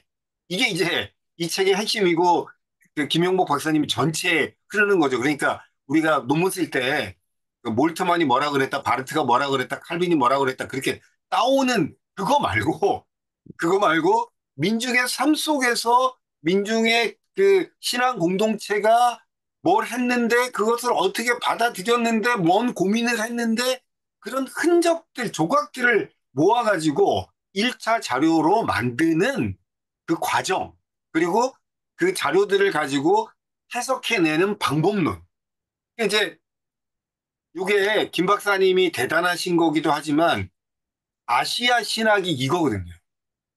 아시아 신학이 그러니까 서양하고 좀 방법론이 다른 게 서양은 책 읽고 끌어당겨가지고 각주 풋노트 달면은 이게 잘 재료가 되지만 아시아는 그런 게 아니기 때문에 그 녹음도 좀 해야 되고 사진도 좀 찍어야 되고 삶의 현장에 이렇게 참여해가지고 하나하나 이게 조각을 모아야 되는 게 이제 아시아 신학인데 제가 또 제가 오늘 좀 말이 많아서 용서하십시오. 그 2년 정도 됐나? 2년 더 된 것 같습니다만은 장신대 조직신학 그 전공 필수 과목 THM 시간에 제가 감히 이제 특강으로 초청을 받았어요. 근데 이제 약간 제가 그 뭐라 할까 그 장난스러운 생각이 들더라고요. 박사학위도 없는 사람한테 그것도 조직신학 전공 과목인데 특강을 하라고 하니까 그래서 초청해 주신 교수님과 학교 앞에 감사합니다 이 말을 할까 하다가 그때 이제 대면 수업을 못 할 때 이렇게 줌으로 수업을 할 거라서 원래 이제 아시아 신학 특강 이런 제목으로 강의 요청을 받았는데 제가 PPT 슬라이드 제목을 고쳤어요. 너희가 아시아 신학을 아느냐? 그리고는 이제 아시아 신학의 재료. 그러니까 지금 임규일 목사님이 딱 이렇게 캐치하신 거하고 똑같은 건데 이제 여기 재료와 방법 저도 똑같이 썼거든요. 아시아 신학의 재료와 방법론은 다르다. 서양 방법론하고. 근데 두 가지 장신대 문제가 있는데 보편적으로 쓰고 있는 신학 방법론을 안 가르치고 신학을 하고 논문을 쓰게 하는 정말 용감한 학교다. 이 학교는 MDB를 하든 THM을 해도 신학 방법론, theological methodology를 모르고 졸업하는 아주 특이한 학교다. 두 번째는 장신대는 아시아라고 하는 지리적 컨텍스트에 놓여 있는데 아시아 신학의 재료, 다시 말하면 한국 신학의 재료가 뭔지 모르고 서양 신학의 재료와 방법론도 모르는데 문제는 한국 신학과 한국 신학의 방법론도 모르고 졸업을 해서 내가 지금 오늘 시비를 걸려고 왔다. 그래서 한 시간 내에 제가 까칠하게 막 시비를 걸었어요. 장신대 도서관에 자료 없다. 나는 그 짓궂어 가지고 장신대 도서관에 검색어를 친다. 그 2월이 되면 졸업 논문이 막 나오고 그래서 내가 한번 쳐봤더니 10년 동안 몰트만 치니까 10년 동안 논문이 한 200개 나온다. 아시아 한국 신학 10년 동안 논문 치면 몇 개 나오는 줄 아냐? 4개 나오는데. 이게, 이게 정체성이 있는 학교냐. 그게 이제 조직신학 시니어 교수 옆에 듣는데 제가 하여튼 융단 폭격을 했죠. 이제 그런데 그 교수님 말씀은 더 웃겨요. 다 이제 강의가 끝났는데 아, 나 오늘 너무 마음이 상했다고 그래갖고 저는 이제 제 강의가 마음에 상한 줄 알아갖고 쫄았는데 이렇게 말씀해요. 아, 내가 한 학기 내내 열심히 강의하면 학생들이 줌에서 꾸벅꾸벅하면서 교수님 감사합니다 이거 끝난다는 거예요. 근데 오늘 한 목사님이 너무 도발적인 강의를 해갖고 질문이 5개가 있었다. 나는 학생들이 줌 수업에 질문하는 거 나는 처음 경험했는데 이게 어떻게 이렇게 저 한경균 목사의 그 낚시밥에 이게 다 꼬여가지고 그렇게 질문을 하는지 모르겠다. 난 질문을 하는 학생도 신기하고 그 질문 받는 그 강사한테 나 정말 오늘 좀 마음 상한다 뭐 이런 말씀을 하신 적이 있었어요. 근데 제가 아까 임길 목사님 그 언급하신 오늘 김한겸 목사님이 해준 그 자료와 방법론이 얼만큼 중요하냐. 뭐 그런 건데 최근에 장신대에서 학위 공부를 마치신 박준영 목사님 혹시 이런 고민 좀 해보셨나요? 그렇죠. 예. 네. 박사 논문을 쓰라고 하면서 한 학기에 이런 뭐 방법론 같은 것들을 가르쳐 주는데 그것도 짧은 시간에 이제 막 쏟아내듯이 이제 알려주고 그 안에서 선택해서 하라라고 하는 게 다였죠. 예. 그러니까 그거는 방법론 아니고 논문 작성법이지. 예. 오케이. 예, 우리 김한겸 목사님 이제 제일 중요한 일장을 발제했는데 2장, 3장까지 들어보니까 어때요? 본인의 발제 내용이 어땠던 것 같습니다.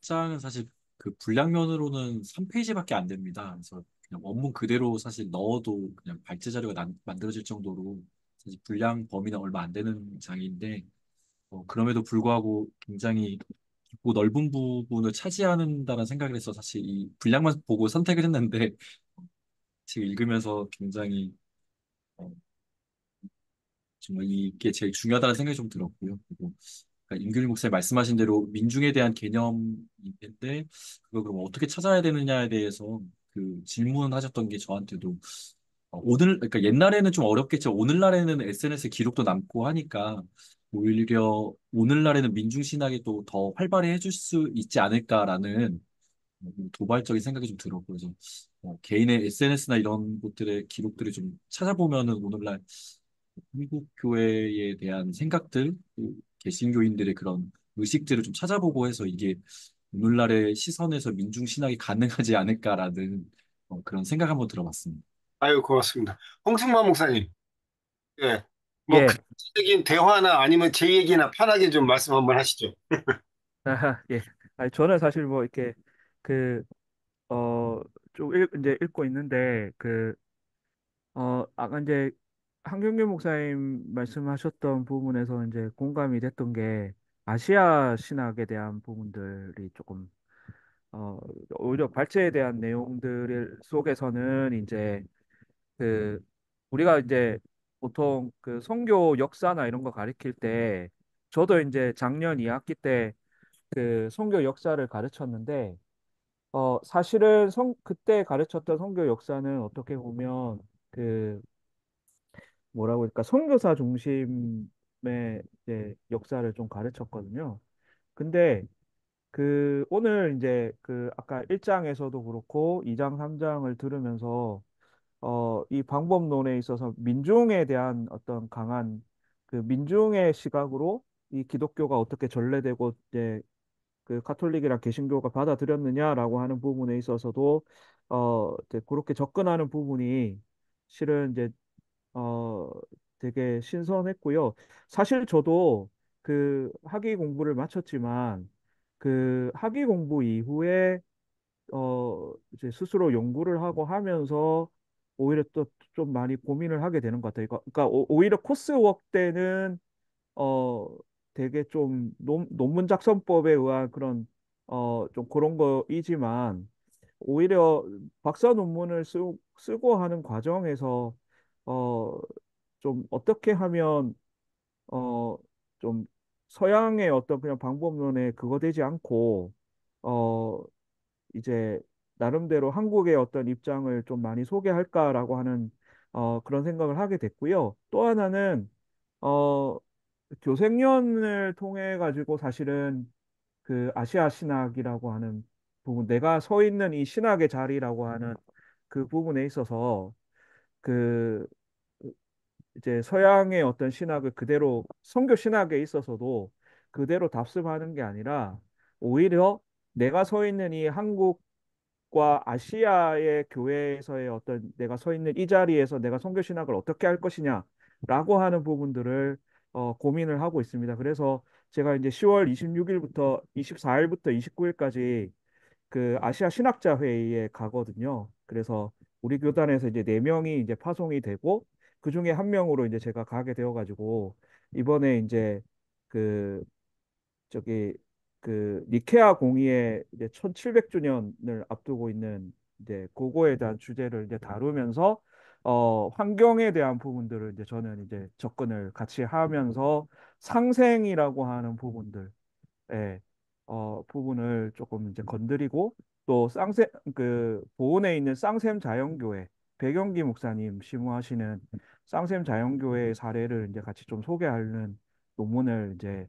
준비하고 있거든요. 그래서 가서 이제 그때 발표를 하고 이후에 이제 논문으로 또 투고할 생각을 가지고 있는데 이제 그러면서 이제 제가 이제 가장 크게 드는 이제 질문이 뭐냐면 한국 교회의 어떤 그 환경에 대한 생각들과 아시아 교회가 가지고 있는 그 환경에 대한 그 생각들의 어떤 갭을 어떻게 메꿀 것이냐라고 하는 이제 그런 부분들을 이제 제 나름대로 이제 고민을 하고 있는데 그 이유는 제가 아시아 신학을 배워본 적이 없고 어떻게 보면 아시아 선교 신학을 배워본 적이 없는데 또, 또 이런 어떤 실제적으로 아시아 교회의 어떤 신학자를 만나야 되고 또 교류를 하려고 하는 상황에서 어, 내가 뭘 가르쳐 주려고 하거나 뭘 나타내려고 하기보다 아, 준비하면 준비할수록 깨닫는 게 뭐냐면 많이 들어야 되겠다. 가서.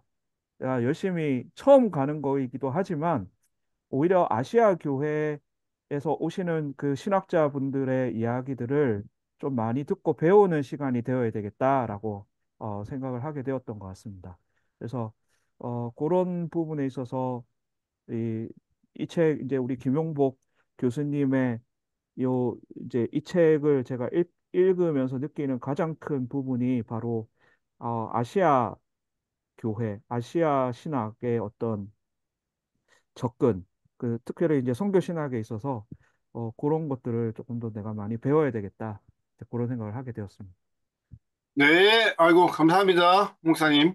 예, 예, 시간이 이제 9시 44분이고요. 15분 안에 마칠까 합니다. 혹시 그 말씀하셨던 분이나 안 하셨던 분이나 전반적으로 우리 1장, 2장, 3장을 통해서 느껴지는 김용복의 신학, 김용복의 관점은 무엇일까? 뭐 그런 얘기 조금 해볼까요? 우리 남은 한 15분 동안. 조금 한마디 좀 생각하십시오. 볼게요. 제가 저는 지금 3장까지만 잠깐 급한 대로 읽어봤었는데, 특별히 개신교 부분, 예. 108페이지, 109페이지 마지막 부분에 와서 제가 조금 이렇게 인상적으로 이분한테서 배우게 된 말이 있어요. 그건 뭐냐면, 여러분 뭐 금방 이해하겠지만은,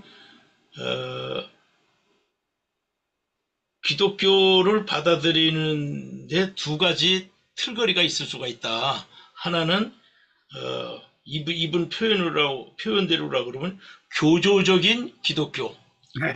그리고 성서적인 메시지와 직접 부딪혀서 형성되는 우리 민중들의 삶의 경험, 또 우리 성도들의 삶의 경험, 이 층이 있을 수가 있다. 이걸 이야기했어요. 교주적인 기독교라는 말은 우리 그냥 말하는 건 제도적인 기독교. 우리가 학교에서 교과서적으로, 역사적으로 리피트하는 그 신학적인 여러 라인업들, 그걸 잘 습득해서 답안지 잘 쓰면 신학을 잘하는 것처럼 늘 학습되어진 거 있죠. 몰트만의 삼위일체론을 논하라. 뭐 바르트의 무슨 뭘 논하라. 그거 답을 잘 쓰면 신학 수업이 잘 된 것처럼 얘기하는 것이 있는 그런 틀거리하고, 이 김용국 박사가 말하는 건 성경이 가르치는 메시지와 살아가는 사람들의 삶이 서로 부딪히면서 거기서 이루어지는 신앙의 삶의 틀거리, 요것은 조금 결이 다르다라는 거예요. 삶의 경험이라는 건데, 그 성서적인 그 메시지와 우리들의 삶의 경험을 통해서 우리 교회 안에서 형성된 것으로 얘기한다면, 여러분들 철야기도, 새벽기도, 정화수 떠놓고 비는 거, 그게 우리 새벽기도로 됐죠. 막 소리 지르면서 기도해야 되니까 통성기도, 주여 주여 부르는 주여 삼창, 이런 것들은 우리 삶의 경험에서 이게 자연스럽게 형성된 하나의 신앙의 컨텐츠입니다. 그걸 이제 제도적인 그 기독교나 가르치고 있는 규범적인 기독교에서 보면 무속적이다, 미신적이다, 이렇게 이제 이 비판을 받을 수가 있는 거예요. 그러나 우리들의 삶의 경험과 정서에서는 그게 오히려 우리들에게 교회 안에 들어와 남아있는 정서죠. 그거는 신학적으로 평가할 수 있어야 되지 않느냐, 이제 이런 거고, 또 그것만 강조하다 보면 우리들의 삶의 경험 속에는 너무 사회적인 것도 있고 무속적인 것도 있고 개인적인 것도 있고 사적인 것도 있다 보니까 비기독교적인 것이 많을 수밖에 없어요. 그러면 기독교 2000년 동안 기독교 신앙을 어떻게 인식하고 해석하고 정립해 왔느냐라는 그 제도적인 기독교, 조직적인 기독교 신앙을 또 이렇게 틀거리 액자 속에다가 처박아둘 수만은 없는 거라고요. 그 역사적인 기독교 신앙의 인식의 그 틀거리를 통해서 우리들의 삶의 경험과 다양한 현장을 또 해석하고 분석해야 되는 이 상호성은 언제나 있을 수 있는 거니까 주장하는 방법론에 따라서 어느 포지션에 서 있느냐에 따라서 이제 다르긴 하지만은 우리들로서는 이제 김용국 박사로부터 그런 점도 굉장히 주목해야 될 점이로구나. 마지막 페이지에 있는 대로 조선인들에게 있어서는 민중의 사회적, 정치적 경험이 메시지를 내면화하는 데 아주 중요한 요인이 되었다. 그것이 선교사들이 강조하려고 했던 교조적 규범, 제도적인 기독교와 일반 교우들이 갖고 있는 민중의 역사적인 경험 사이에는 명백한 불일치가 있었다. 있었지만 우리들로서는 그 상호성에 대해서 계속해서 좀 주목해야죠. 그걸 홍승만 박사가 해야 됩니다. 변혁적 제자도의 영역에 해당되는 거니까 기대하겠습니다.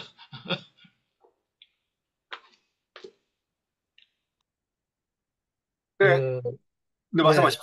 예, 네. 목사님. 네, 저는 이런 이제 그 우리가 뭐 신학교 다닐 때는 옛날에 교회사 교수 이영은 이영은 교수님이 교수하시고 또 책을 좀 읽었다 하면 이제 민경배 교수님 책 뭐 읽고 그 정도 참고를 하다가 에, 조국을 떠나서 벌써 뭐 40년 다 됐는데요. 이제 이렇게 이제 이런 이야기들을 이제 민중에서부터 조선시대 때부터 이렇게 쭉 되어온 그런 이야기를 이렇게 들으면서 좀 더 옛날 가톨릭 초창기 가톨릭 교회를 좀 더 연구를 해야 되겠구나.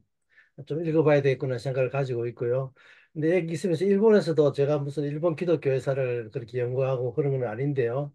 일본은 옛날에 뭐랄까요, 우리나라 임진왜란 때 그 당시에 기독교 뭐 몇십만 명, 4, 50만 명 기독교 신자가 있다가 박해가 있어가지고 다 숨어버리고 배교하고 그렇게 했는데 에, 새롭게 이제 개신교가 들어올 때는 어, 참 신기하게도 일본은 일본 국민의 그 50%, 5% 제일 상위층 계급의 5%가 되는 무사 계급, 그러니까 사무라이 계급들이 이 5%가 있었는데 이제 메이지 유신을 하면서 사무라이들이 이제 몰락되면서 상당히 식견도 있고 이런 사람들이 아주 그냥 할 일이 없어가지고 기독교를 접하게 됐거든요. 그래서 일본 기독교는 백성들의 최상위 계급에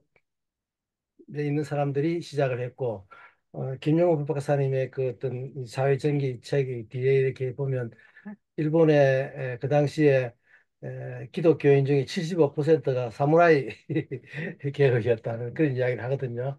근데 그런 걸 보면서 민중적이지 못하고 서민적이지 못한 지금도 그래요. 지금도 일본 교회는 주로 선생님들이 많이 있어요.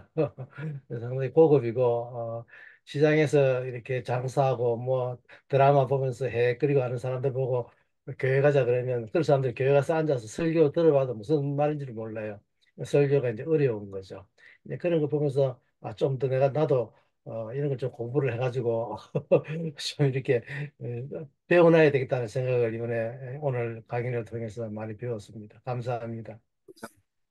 그 양희정 선생님 그 질문하신 내용이 있어서 제가 기독공부 기사를 공유했는데 그 유학의 어떤 특성을 가지고 선교사들의 방법론을 연구하신 그 목사님의 박사학위 논문이 있어요. 그게 이제 기독공부에 5번 이제 기고가 됐고 책으로도 또 나와 있습니다. 그래서 이제 그, 그 영남 쪽 사람들과 호남 쪽 사람들이 그, 그 북장로교, 남장로교 차이도 있지만 그 유학적인 입장에서 다른 이해도를 갖고 있었기 때문에 다른 식으로 표현이 된다. 또 아무래도 경북 같은 경우에는 이게 유교 유학의 본산 같은 느낌을 갖고 있잖아요. 그러다 보니까 이제 이분들의 질서 속에서 체계적으로 이것들을 받아들이려고 하고, 이제 남장로교 쪽은 보다 좀 더 민중적이죠. 동학의 바탕이기도 했고. 근데 그런 것들을 유학, 한국, 뭐 기독교 이렇게 쫙 비교해서 박사학위 논문으로 쓴 게 있어요. 그래서 이제 그런 거 살짝 맛보시라고 공유를 해 드렸습니다. 예. 다만이 목사님, 네. 말씀 좀 하시라고. 아, 네. 저는 가톨릭 역사 쪽 보면서 좀 느꼈던 게, 이제 처음에는 서학의 하나의 어떤 자료로서 갖고 들어왔다고 생각하는데, 그것이 이제 어떤 종교화가 되고, 이후 박해 등등 이제 겪으면서 이제 민중의 종교로 더 전환이 됐는데, 한편으로는 이 양반들도 당시에서는 민중적 요소가 있다라는 생각이 들었어요. 왜냐하면은 이들이 그때 가졌던 성직 제도를 가성직 제도라고 하는데 진짜 성직은 아니고 본인들이 임의로 했던 것이 교회법에 전혀 부합하지 않고 위반이 되니까 중단을 시키고 나중에 중국인 신부인 주문모 신부가 들어오고 그렇게 첫 사제가 들어왔는데 그런 과정에서 가톨릭의 정치 혹은 종교 체계 안에서의 평신도를 평신도라고 생각을 한다면은 그들 또한 그 체계 안에서의 가장 밑바닥에 있는 사람들이었다라고 말할 수도 있겠다라는 생각이 들고 저는 오히려 그들이 가졌던 어떤 자발적 공동체 형성이라는 것이 민중적 요소라고도 볼 수 있겠다라는 생각을 좀 해봤습니다. 그래서 좀 그렇게 좀 읽어보면 좋을 것 같은데 이랬던 가톨릭이 왜 일제강점기 때 친위를 하고 전혀 민족적인 독립과 이런 데 기여를 한 것이 거의 공식적으로는 거의 없었고 오히려 친일 인명사전에 친일하신 분들이 굉장히 많았는데 그래서 그런지 지금 현재 한국 가톨릭 교회사를 보면은 대부분 순교 이야기들만 강조를 하고 있거든요. 그래서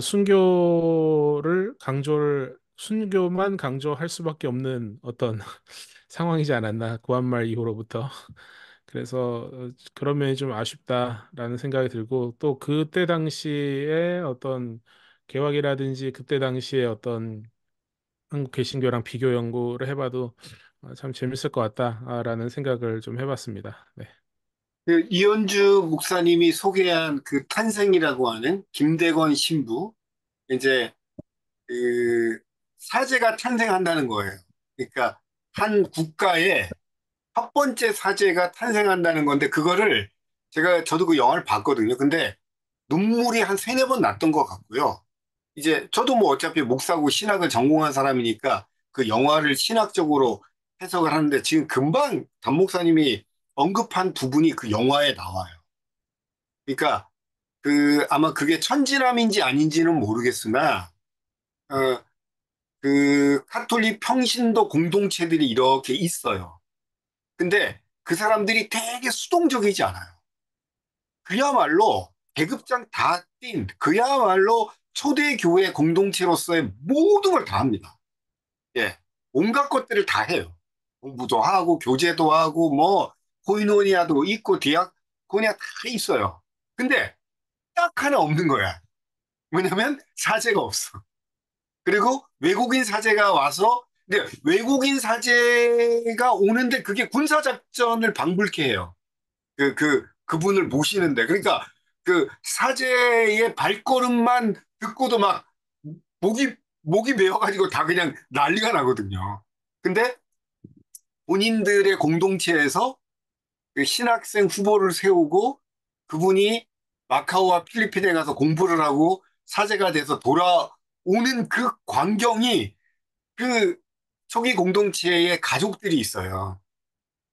김대건의 가족들이 있는데 그 가족들의 눈빛과 뭐 영화적 요소겠지만은 얼마나 애타게 그 사제 또는 이분들이 사제를 받아들인다는 것은 자기네들이 카톨릭으로부터 공인을 받는다는 뜻이기 때문에 자기네들이 경험했던 모든 그 숙제와 염원이 본물처럼 확 터지는 거거든요. 그래서 실제적으로 김대건의 시간은 짧았지만 어떻게 보면 김대건의 준비 시간이나 김대건이 나올 수밖에 없는 그 신앙 공동체의 그 오랜 기다림, 예, 그게 굉장히 감동적이었거든요.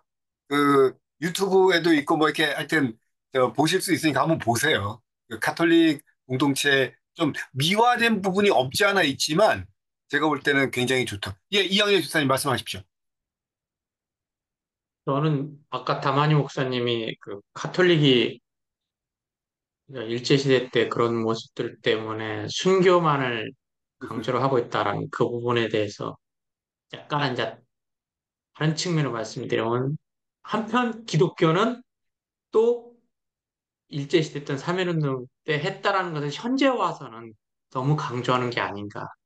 그것에만 너무 매몰되어 있다라는 생각을 조금은 가진다. 특히 지금 시대, 아까 임규희 목사님 말씀하신 그런 세월호라든가 이런 그것에 대해서 신학적인 성찰들을 없는 것들. 그리고 또 지금 제가 뭐 개인적으로는 며칠 전까지도 오늘 12시까지 사과를 한 개수로 따지면 한 4만 개를 따서 포장해서 보냈거든요. 근데 거기에 어떤 사람들이 다 누구냐면은 베트남 사람들입니다. 어제 저녁 6시부터 오늘 낮 11시까지 철야 작업해서 보냈습니다. 그러니까 그 외국인 노동자들이 주변에 엄청 많은데 그들에 대한 삶에 대해서 그들도 민중인가? 에 대한 질문을 저 혼자서는 그냥 가끔씩 해봅니다. 쓸데없이. 그랬을 때 교회가 신학적으로는 어떻게 접근하고 있는지. 그러니까 즉 다시 말하면 너무 일제시대 때 거기에만 머무르는 있는 한국 교회의 모습은 그래서 조금 이제는 벗어나서 21세기 우리 공동체 안에 있는 여러 다양한 분야에 좀 관심을 가져야 되는 것이 그것이 더 민중신학으로서 발전이 아닌가 하는 생각을 가져보고 있는 이상입니다.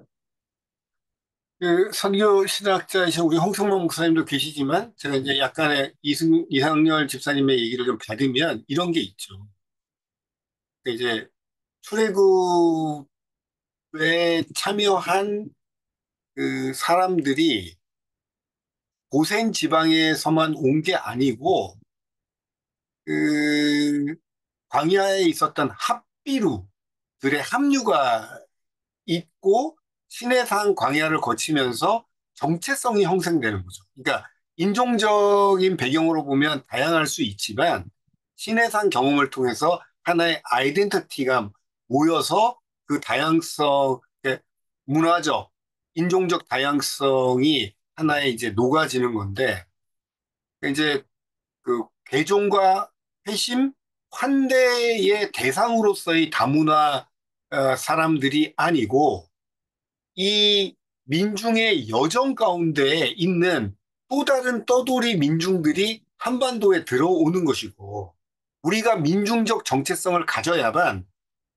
아시아로부터 온 민중들을 초대하고 우리의 행진의 사회적 전기에 합류시킬 수가 있다고 봐요. 그래서 저는 그동안에 이 다문화 사역이나 다문화 선교에 대해서 글 쓴 것 중에 민중적 시각에서 쓴 글이 거의 없어요. 그러니까 그래서 지금 이학년 집사님 굉장히 중요한 얘기. 대한민국의 깻잎은 캄보디아 여성 노동자에 의해서 만들어진다는 책이 있습니다.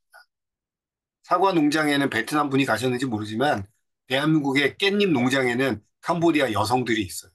그래서 그분들의 고난, 그분들의 아픔, 그분들의 눈물들을 어떻게 신학적으로 해석하고 우리의 사회적 전기로 같이 초대해서 함께 여정을 가는 이게 오늘의 민중신학이지 않을까 그런 생각이 좀 듭니다. 좋은 말씀입니다. 그, 이번에 총회, 며칠 있으면 총회라서 총회에 흔히한 뭐 이야기가 막 나오면서 그 중에 하나가 이주민, 그러니까 한국에 와 있는 이주민을 위한 선교사 뭐 이야기 하는데 나도 그거 반대한다 그랬는데 이주민 선교사 무슨 필요느냐고 각 교회에서 몇 사람씩만 더 협소해서 그 사람들 환대하고 그 사람들하고 같이 묵고 살고 그저 같이 신앙생활 하면 그 이주민 선교지 뭐 따로 이질적인 공동체를 만들 필요가 뭐 있냐는 그런 생각을 했어요. 우리 한국 교회가 뭔가 그 참 동기가 특별하게 뭐 하려고 하니까 다른 동기가 있어요. 그러니까 저는 이주민 선교사라고 하는 제도는 검토해 볼 만한데 그거의 본질적인 동기는 뭐냐면 아시아에서 돌아온 선교사들이 한국에 정착을 못했어요. 그래서 일자리를 만들어줘야 돼요. 그래서 지금 이주민 선교사 얘기가 됐는데 이러면 그 그런데 아시아에 있을 때도 그 사람들을 대상화하는 선교를 했는데 한국에 와서도 또 대상화를 한다고 하면 그거는 선교도 아니고 환대도 아니고 아무것도 아니에요, 사실. 그러니까 우리 저는 이렇게 예, 이 제가 저는 이제 지방에서 보면서 느끼는 게 교회마다 이런 이야기들마다 뭐 지역사회를 섬기는 선교 이런 문구들이 많습니다. 교회마다. 근데 과연 지역사회를 섬길 때 그 대상 중에 우리가 말한 참 방금 전에 표현한 아시아 지역의 이주민들이 포함이 되어 있는지 아마 없다라고 저는 생각을 합니다. 이러한 그 반증으로서 나타난 것이 이주민 선교사가 아닌가 싶습니다. 그냥 그분들도 지역사회 일원으로서 우리의 공동체 일원으로서 받아들이면서 선교 우리의 민중으로서 받아들이면 되는 거 아닌가 하는 그런 생각을 저는 가끔씩 합니다. 이사님. 자, 시간이 오늘 마무리할 텐데 이런 생각이 듭니다.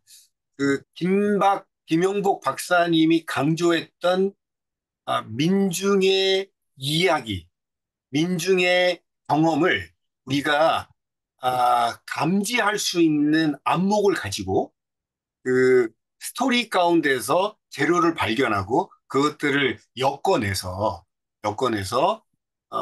방법론으로 이제 하는 게 이제 우리 교생연이 한번 해보는 거죠. 오늘 스타트 너무 잘한 것 같고요. 발제자들의 탁월한 표현력에 의해서 우리 참여자들의 공감이 일어났는데 기대가 됩니다. 4, 5, 6 다음번 그 다음에 7, 8, 9 아마 이 여정을 우리가 10월 중순까지 쫙 가다 보면 사실 제가 이제 마지막 얘기는 그건데 김영복 박사님 책 내면 뭐합니까? 읽는 사람이 없는데 제가 다 소문을 알아봤거든요. 유고 전집이라고 내면 뭐하냐고 사가지고 자기 책상에 꽂아놓고 김 박사님이 이런 생각을 했고 오늘도 우리가 공감할 수 있는 귀한 생각을 했다는 걸 아는 사람이 있어야 되는데 이렇게 귀한 분들이 김 박사님 책을 읽고 공감해 주셔서 너무 감사드리고요. 이 여정 조금 더 가겠습니다. 김병호 목사님 기도해 주시면 우리 오늘 마무리하고 예 마치겠습니다. 네, 기도하겠습니다. 주님 감사합니다. 이렇게 멀리서 가까이에서 이 한 화면을 통해서 만나게 하시고 교제하게 하시고 배움을 주심을 감사합니다.